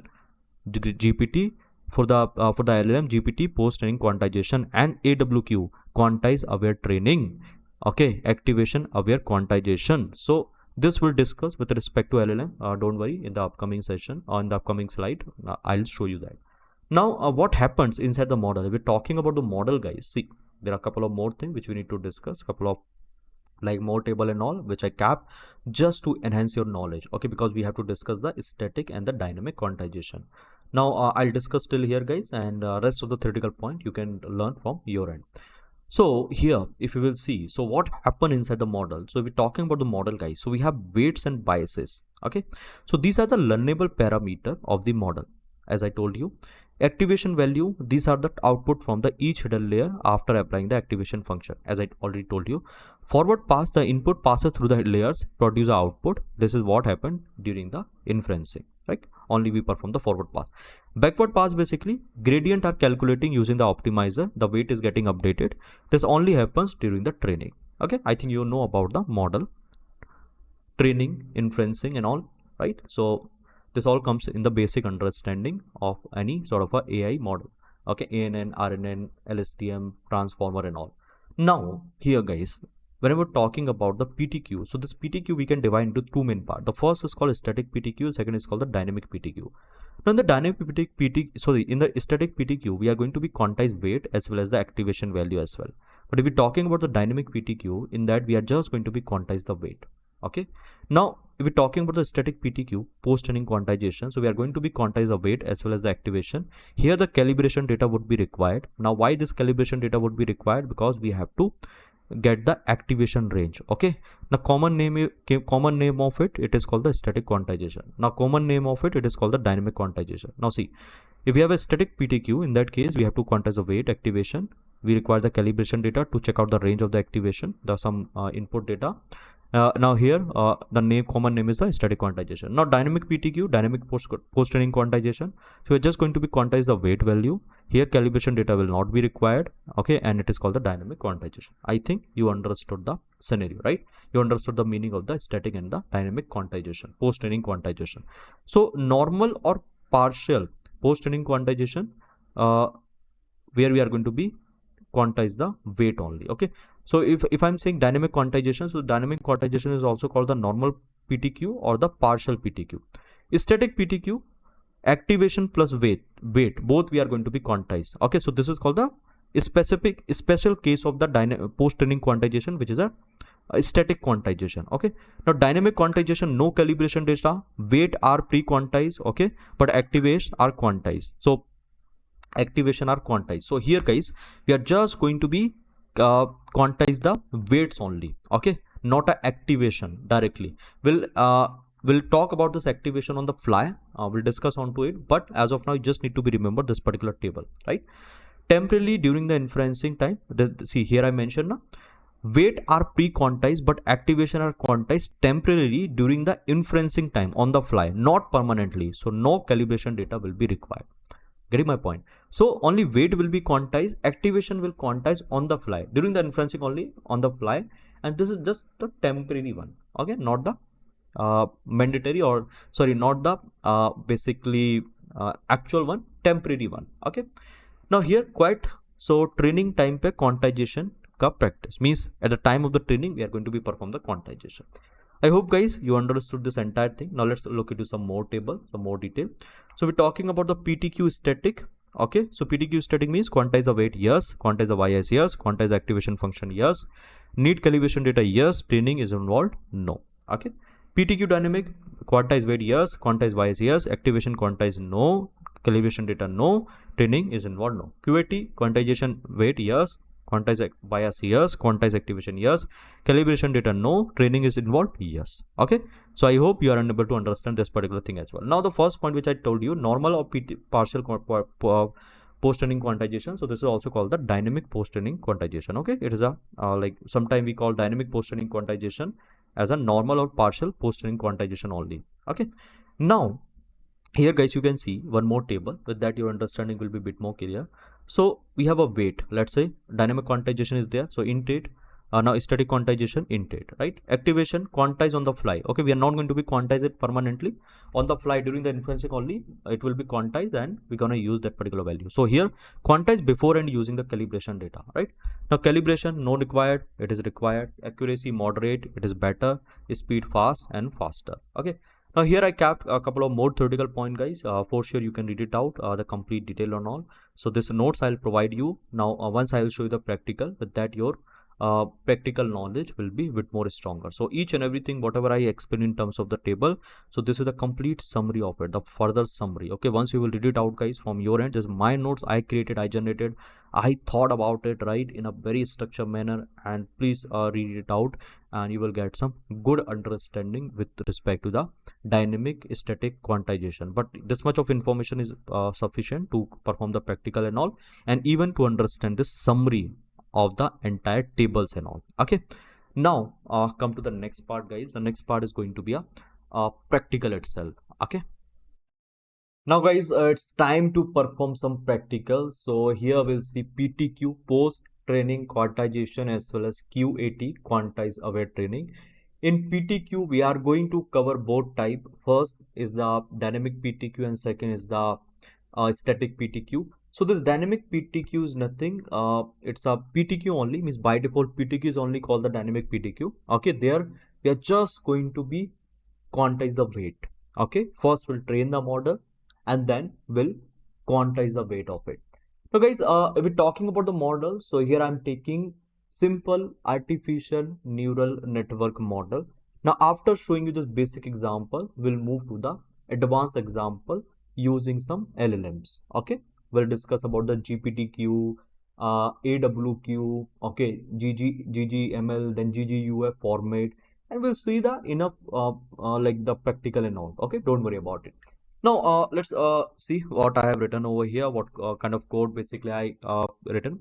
So first we are going to be discuss about the PTQ, as I said, then PTQ dynamic, means the PTQ itself is a PTQ dynamic by default. So we are going to be quantize the weight after the training without retraining or without any calibration data.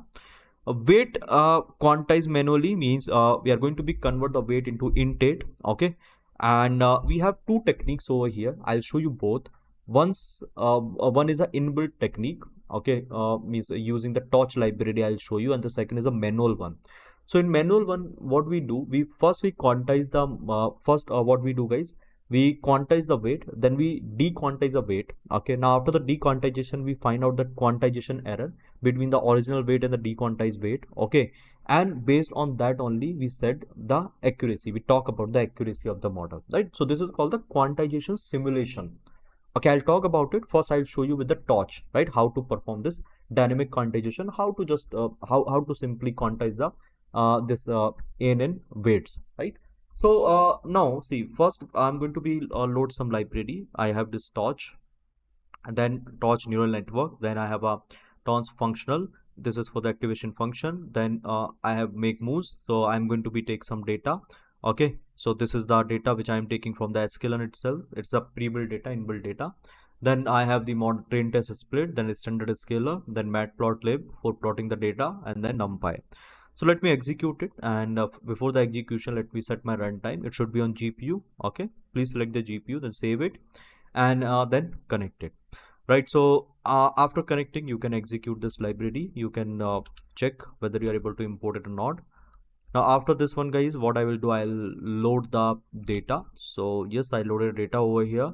Now here I'll check the data. So in that we have two columns only. Okay, now see the shape of the data. We have 5,000 rows in total. Then if you are going to be visualize the data, so it will look like this.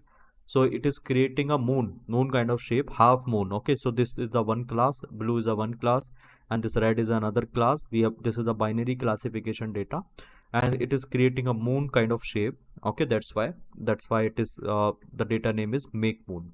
Right, this one we have different classes. We have different classes in a sklearn just to get some dummy data. Okay, this is one of them. Now what we'll do, we'll scale the data so that my training could be faster. Okay, so here I'm performing the standard scaler. I think this is a very common practice in a machine learning model, so we are doing same for the artificial neural network also. So first we'll scale the data, normalize the data, and then we'll pass it to the torch.tensor. We are going to be convert the normal array into the tensors, because we are working with the PyTorch library, and for PyTorch library we require the tensor. Now we are going to be convert my y also into the tensor. So I have both tensor now, x and y tensor.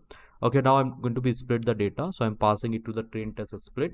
Now here is my x, here is my y, here is my test ratio, how much data I want for the testing. So guys, I want 20% data of the for the testing. Then random state is 42. Okay, so you can mention any random state. For this particular state, the data will always be same. Okay, again and again, if you are going to be executed, we will not get a random sample.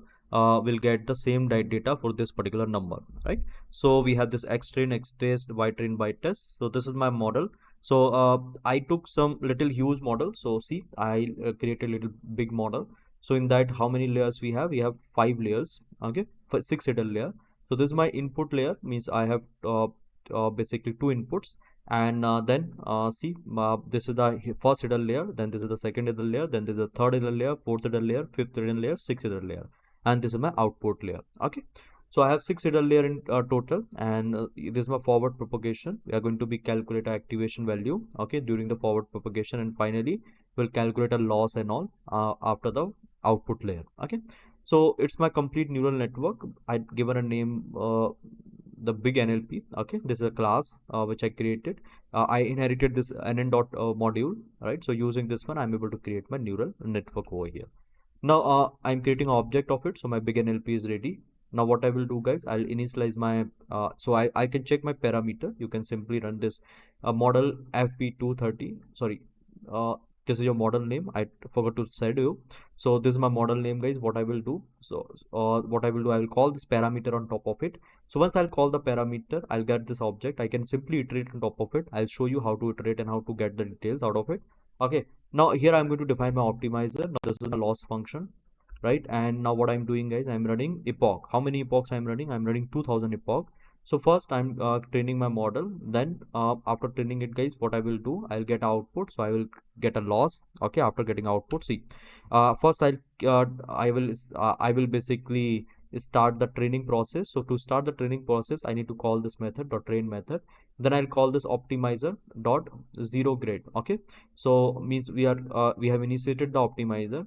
Then here is my model fp2 fp32, and I'm passing my data, so I will get my output after the forward propagation. Okay, now I'm calculating a loss. Now after calculating a loss, guys, what I will do, I will do the back propagation, and during the back propagation I require the optimizer for updating a weight. Okay, now at every 500 epoch I'll get my loss. Okay, how much loss I'm generating, how much loss I'm getting during this training. So let me execute it and let me check what I'm getting. So see, at epoch 0 we have this much of loss. Epoch 500, the loss is decreasing. Epoch 10,000, the loss is little more decreased. Then epoch 100, 1500, I'm getting very less loss, okay, very minimum loss. So my training is perfect. So I trained my model. Now what I will do, guys, after training a model, so here I will check the accuracy. So I'll pass my data model and I'll pass x and y. This is my testing data, okay. And then here I am calling torch.noGrade, means we are test training is not required. If the training is not required, we will simply write over here with torch.noGrade, okay. Model.eval means what? We are keeping our model on a evaluation stage. Now the evaluation will be started. So see, before training the model, I can change the state of my model. I kept it to the training. Now before before evaluating it, I kept my model stage to the evaluation with this model.eval. So with torch.noGrade, okay, I'm not going to be perform the training. I'll pass the x, okay, this test data to my model. I'll get a prediction. Then if the prediction is more than 0.5, okay, so that is going to be 1. Otherwise rest of the value is going to be 0. So here I kept the complete explanation, as you can see in the above cell. So let me come to that. So let's say I'm getting this particular prediction 0.91, 0.23, 0.66. So it is not usable. This is the softmax value. It is a soft value, okay. Now we are going to be converted into this 1 and zeros. So if it is more than 0.5, we are going to be converted to the 1. If it is less than 0.5, we are keeping it 0, okay. 0.6, so we are keeping it 1 only. So see over here, the predicts is equal to y, gives a tensor of true false, cast to float 1 or 0, okay. So we are going to be basically convert our softmax probability into 1s and 0. And I think so you are already aware about this particular thing. So I created this function, accuracy function. I am calling it with my data. So model would be there, x test and y test would be there, and see the accuracy. So how much accuracy I'm getting, guys? I'm getting 0.97000, something like that, okay. So this is my accuracy. Now what I will do, guys, I'll quantize my model. So this is the dynamic quantization. So for quantizing my model, what I will do, I'll take this import statement. So I'm going to be import this class from torch itself. So I'm calling torch.quantization import quantize dynamic, okay. So I'm going to be import this method quantize dynamic. Now what I will do after importing this quantize dynamic, so I'm passing some parameter. So model, first I'm passing my model original fp32 model, means whatever weights are there, whatever weights we have trained over here, the data type of those weight is fp32, okay. And the size of the per bit around 4 byte, because fp32 is taking 4 byte of memory in the RAM, okay. So here is my model, here is my neural nn.linear, to which layer we want to be quantized. So we just want to be quantize the weight only. That's why I'm passing this nn.layer. Bias will be by default over here. Then d types, okay, in which data type we want to be quantized. So we want to be converted into the int 8, okay. So once I will execute it, guys, so my model quantization will be started. It might take some time at first place. It is saying quantize dynamics is not defined, means I haven't imported this particular module. So once I will import this module, now if I will execute it again, so maybe I will be able to get a quantized model. Yes. So my quantized model is here. Now what I can do, guys, I can check the accuracy of this quantized model, okay. So see, guys, this is the quantized model, okay. We have quantized it to the int 8. See, all the weight is quantized to the int 8. Now what I will do, I'll check the accuracy. So I'll pass my model int 8. I will pass my x test and y test. Let's see the accuracy drop. So if I'm going to be executed over here, see, the accuracy is around same, okay. Because see, we are getting almost same accuracy over here. Why we are getting the same? Because, guys, this model is not very huge, okay. If you will check with the model, so this model is not very huge. It's fine, it's okay, right? We just have like hardly 1000 to 2000 parameter over here, okay. We don't have basically not 2000, I think more than that, right? So we are hardly having 10 to 20,000 of parameter estimated one. So yeah, this model is not very huge. You can test it out with the huge model. In that case, you will find out slightly accuracy drop. Now what we can do, see, this is the accuracy from the int model, okay. It is almost same as I'm telling you, like if we are taking a small model, a small ANN and all, or intermediate ANN, so in that case also we won't be able to discriminate with this particular function, this function which we have used from the torch itself, okay. So what we'll have to do, we'll have to take some huge model, okay, on top of it, for sure is going to be work. Now what we'll do, guys, so here I'll check, okay. So this is the function quantize dynamic. It's an inbuilt function of the torch. Right, so now what I will do, guys, I'll save this model. So first I'm going to be save this model fp32.pt. Okay, first I'm going to be save this model fp32pt, then I'm saving this model dynamic int 8.pt. Okay, so both model I'm going to be save here. So here is model fp32 state dict. It will give me the dictionary. You will find out what you will find out, guys. You will find out the weights and biases, everything, I think, in the form of dictionary only, so you can check out. Yeah, so this is the weights and biases, everything with respect to every sort of a tensor. Okay, now you can check out with this one also with the int. So you will find out the different value of the weights and biases, not in decimal. Basically you will find out in non-decimal, okay, in an integer. So let me take this particular line and here I'm going to paste it down. So just look into the weights. So this is the weights, guys. Okay, this is the weights. It's going to be convert. Okay, I think it's going to be dequantize, right? That's why we are getting like this. So this is the weights and biases, guys. You can see with respect to this particular model. Now what I will do, okay, so here see everything is showing you this quantization scheme. The torch per tensor affine scale is going to be this one. Okay, 0 point is this, right? Now guys, what I will do, so here I'm going to be save this model. So once I'll save it, guys, I'll check the size of it, how much memory is going to be occupied. So let me execute it and see the size. So the size of this model AP32 is a little higher compared to this int 8. Okay, so if you will check in a MB, so size is 0.06 MB. It's a very small model. That's why we are not able to discriminate much. That's why I told you guys to check with some huge model. Okay, take a huge model, perform the training of that huge model, and check that how much accuracy drop is there after converting into the int. And guys, what you can do, you can basically check out the size as well. Okay, now what I will show you, I will show you the manual quantization and dequantization. We'll try to check with the this quantization error. Okay, the actual weight, and after dequantization whatever value we are getting, we will check the differences in between and we'll try to simulate the quantization over here. And here you will find out the sudden accuracy drop. Let me show you. So this is a complete quantization logic, def quantize tensor. So this I'm passing a tensor. I'm going to be convert into the 8 bits. Okay, into the 1 byte. Then here is my q minimum. Okay, and here is my q maximum. Then minimum value, maximum value. Okay, of this tensor. This is the minimum value and maximum value, or what? This is the minimum value and maximum value of the quantized range. Okay, this is the minimum value and maximum value of the weight tensor, right? Now guys, so here I'm going to be calculate the scale. See, scale is there.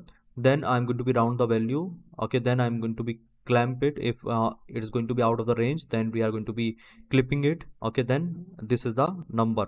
So quantize weight, okay, scale and ZP, both we are going to be written over here. So let me execute it, and this is a function. This is a dequantization one. So quantize value multiply with a minus with 0 point, multiply with the scale. Okay, so we'll be able to dequantize. So whatever formula I have shown you here inside the slide, let me show you. So whatever formula I have shown you now over here, it is just a complete implementation of that formula. Okay, see, this is the formula, correct? So this is the formula of the quantization, and here is the formula of the dequantization. So it's a complete code of this particular formula itself. So quantize tensor, dequantize tensor. Now what I will do, I'll take this big MLP, okay, this particular model. Now I'm iterating on top of this parameter. I'm checking. Okay, so what I'm doing, I'm taking a name of it. I'm taking parameter. So you can check the name of the parameter, the name of the layer, and the shape of it. Okay, shape of the layer. So once I'll print it, guys, here you will find out. See, from the first layer we have the size. From the second layer the size is this one. The third layer, fourth layer, fifth layer, and all. Okay. So see, guys, we have all the layers and the parameter of it. Now what we'll do, guys, we'll try to quantize the weight. Okay, weight of the model. So here I'm saying with torch no grade means training is not required. We just want to quantize the weight of already trained model. Okay, now what I will do, guys, I'll iterate on top of this model dot parameter model fp32 dot named parameter. Okay, a new model dot named parameter. This new model is which one? So guys, this new model is this one. Okay, so we have to quantize the weight of this only, right? We have to quantize the weight of this big MLP, the big NLP, big NLP already we have initialized. See here, if you will see, so we have already created a class of the big MLP, this one, okay, big NLP. So we have trained this model. Now after the training, guys, we are getting this particular weights, this particular model, right? And all the weights and all, everything is there in model underscore FP32. Now what I have done, I have initialized this class one more time. So here I am getting some random weights, and I am going to be quantize this particular weights, okay, this particular weights. Now how to do that, let me show you. So we have this weight model FP32, which is already trained. I'll take a name and the parameter from here. Name means what? The name of the layer, and the parameter means what? The matrix, right? The weight matrix. Now here also I'm going to take the name and the parameter. See, this is from the new model. Okay, we have to quantize the weight of it. I'll show you how to simulate the weight. So see. Now what I will do, I'll pass this quantize tensor. Okay, which one will pass? Will pass this parameter fp dot data. Okay, so this parameter, this, see, model fp32 dot named parameter, whatever weights we are getting, we are passing it over here to quantize. Okay, now what we'll do, we'll get a quantize parameter, we'll get a scale and 0 point. Now we are passing it to the dequantize. So here is my quantize parameter, then scale and zp. Now whatever value I'm getting, this dequantized value, so I'm going to be copy this dequantized value into this model. Okay, now I will check the accuracy and all, everything of it after the dequantization. So this is called the quantization simulation. Okay, on top of the quantization error, we are checking, okay, what is the accuracy drop. So this is a very good practice before doing the actual quantization, and we have to do it, and we have to perform this technique, and we can perform this technique, and even this weights directly we can use it for the further inferencing and all. This particular weight which we have copied. Okay, let me again explain you this part. So what we are doing, guys, we have a model fp32. So from here we are taking a parameter. Okay, this is my parameter, and I'm going to be perform a quantization of it. So this is my quantized value and all. Okay, now after that, what I will do, see, after this one, guys, we are passing this data again, this parameter, to this dequantize. Okay, this q parameter, scale and jet, this 0 point and all, and we are getting dequantized parameter. Now we have initialized one model with the random weights. Okay, so to this random weights, I'm going to be assigned this dequantized parameter. Now this random weights not anymore exist. Okay, this particular parameter, it does not anymore exist. Okay, what I will do, in this particular parameter, I'm going to be copy this dequantized parameter. So my model will become be initialized with this dequantized weight and biases. So this is called the quantization simulation. Okay, this is called the quantization simulation. Okay, now here what I'm doing, if I'm going to be executed, see, the training is not happening, but guys, if I will check the accuracy of the new model where I have assigned the dequantized weight, okay, and this x10 and y test, now here you will see some accuracy. See how much it is going to be dropped, 0.43. So this is called the quantization simulation. So whenever we try to quantize any sort of a model, so we always perform this quantization simulation. There we can check the quantize error. Okay, so after performing the dequantization, what accuracy drop we might get, right? So what accuracy drop we might get. So with respect to intent, this much of accuracy drop we are able to get. Now guys, I think this is perfect, this is fine. Here you can see the complete detail which I mentioned. You can read it out. Whatever thing I was explaining you, I written the same thing over here. So one by one, step by step, you can understand about it. Okay, now let's do one thing. Let's understand about the PTQ static quantization. So far we understood about the PTQ dynamic. Okay, now it's time to understand this PTQ static. So for PTQ static also, guys, we'll have to train the model, then only we'll perform the quantization on it. So here is a complete code for training the model. It is same like the previous one. So here we are going to initialize our neural network. Then this is my optimizer. Now here is my loss function. Then guys, I'm running my I'm running for 2000 epoch, and I'm training my model. Then here is the accuracy function for evaluating the model. Okay. Now once I'll execute it, guys, my model would be trained. I will get some accuracy, which is the evaluation accuracy. So I'm getting around 95% accuracy here. Now here is my method, quantization and the dequantization. I hope you are familiar with this particular method. Quantization is doing a quantization. It is the same formula which I explained you earlier, and this is for the dequantization. Now guys, this is a main function, this get activation min max. Okay, using this function only, we'll find out the activation range. Okay, those activation range we will use to convert my FP32 to int 8, right? So guys, this is a complete code till here. First of all, let me explain you the meaning of each and every line, whichever have been written over here. But beforehand, let me come to the PTQ static concept as well. So now here you can see static quantization summary. In the summary I mentioned, it is for weight and biases. Sorry, it is for the weight and the activation function. Both are quantized ahead of inferencing using a calibration data. Okay. Now, how does it work? Model is trained on this particular data. I think we have already trained our model. Then you provide a few batches of the real data, which is called the calibration data. So this calibration data is nothing. It's a subset of the main data only. Few batches, few data points from there. Then here it computes min max of weight and activation. Okay.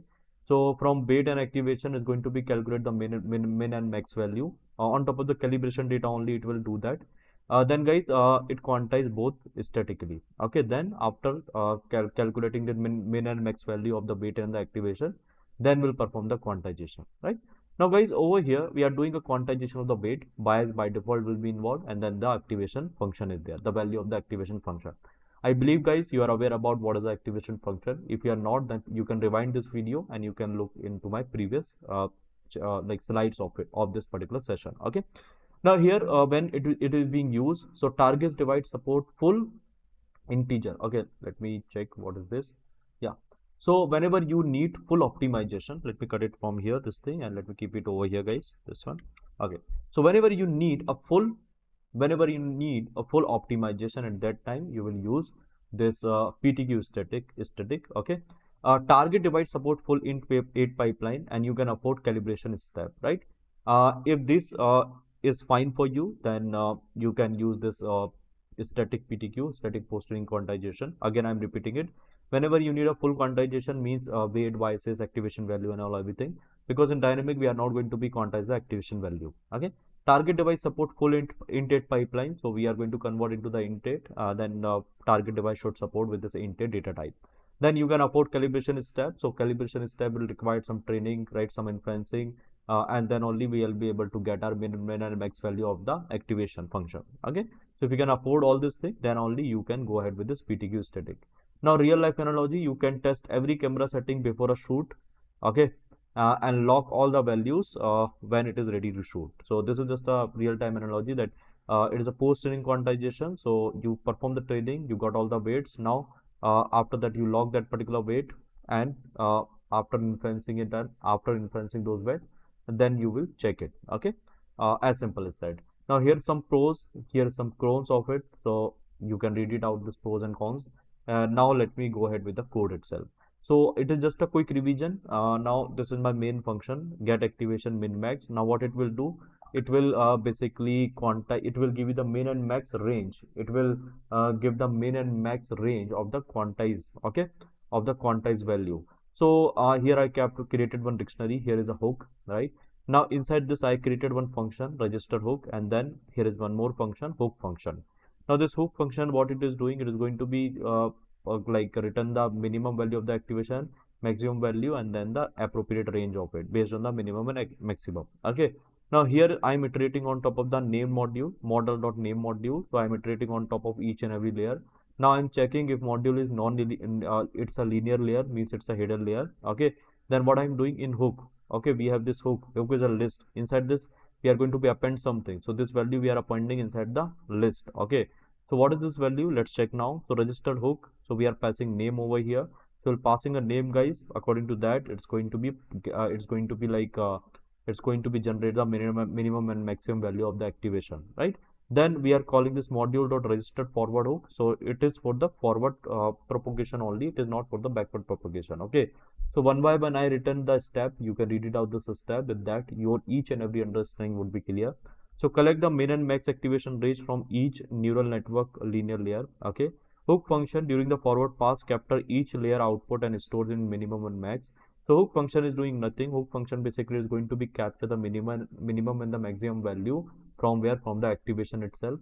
Then here is the registration. Hooks are attached only to non-linear layer using registered forward hook. So hooks are attached to the non-linear layers using registered forward hook. So to the linear layer only, we are going to be get this minimum and the maximum range. Okay, and we are saying this hook is only working for this linear layer only. Then forward pass. So using the calibration sample, we are going to be record some value, the minimum, maximum, and all. Then cleanup. Okay, hooks are removed after to avoid memory leak. Okay, means we are not going to be perform it for the back propagation. After performing it for the forward propagation, we'll remove it. Return value, return a dictionary. Okay, now here is a min max with the activation range. Okay, intuition, these min max value are later used to compute scale and the 0 point for the quantization. So guys, here if you will check with this particular explanation, so what we are doing, we are going to be quantize the weight and the activation. Okay, so for quantizing the activation, we require the range of the activation like we were using for the weight. Okay, if you will look into some practical example, so in that particular example, in that particular example, I clearly shown with some practical values and all. So see, we are going to be quantize the range of the weight. So here we have a minimum and a maximum range of the weight, -2 to +2. Okay, now here we are going to be quantizing this specific range, -1282 plus 2127, and this is a weight. Okay, so if you want to quantize to any sort of a weight, any weight of the activation value, okay, if you want to quantize the any activation output, right? So for that we require a range, minimum and maximum. Then only guys we can calculate the scale, then only we can calculate the 0 point, and then only we can find out a final quantized value of the specific given output or of the specific given weight. Okay, so I hope now this thing is clear that why we are going to be calculate this minimum and maximum value of the activation. This is very pretty much important.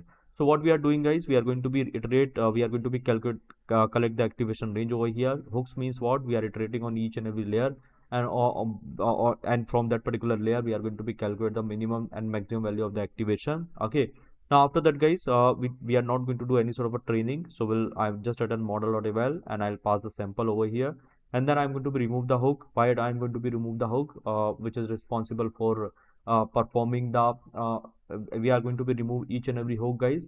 Now why it is like why it is important? Because we are not doing it for the back propagation, we are only doing it for the forward propagation. Then here I'm going to return the activation range. Okay, now calibration data, this is my calibration data, it is just a sample from the train data. Then I'm passing it to the method get activation min and max. So model is there and then calibration data is there. Okay, now once I'll execute it, guys, I'll be getting the minimum and maximum range. Let me show you that.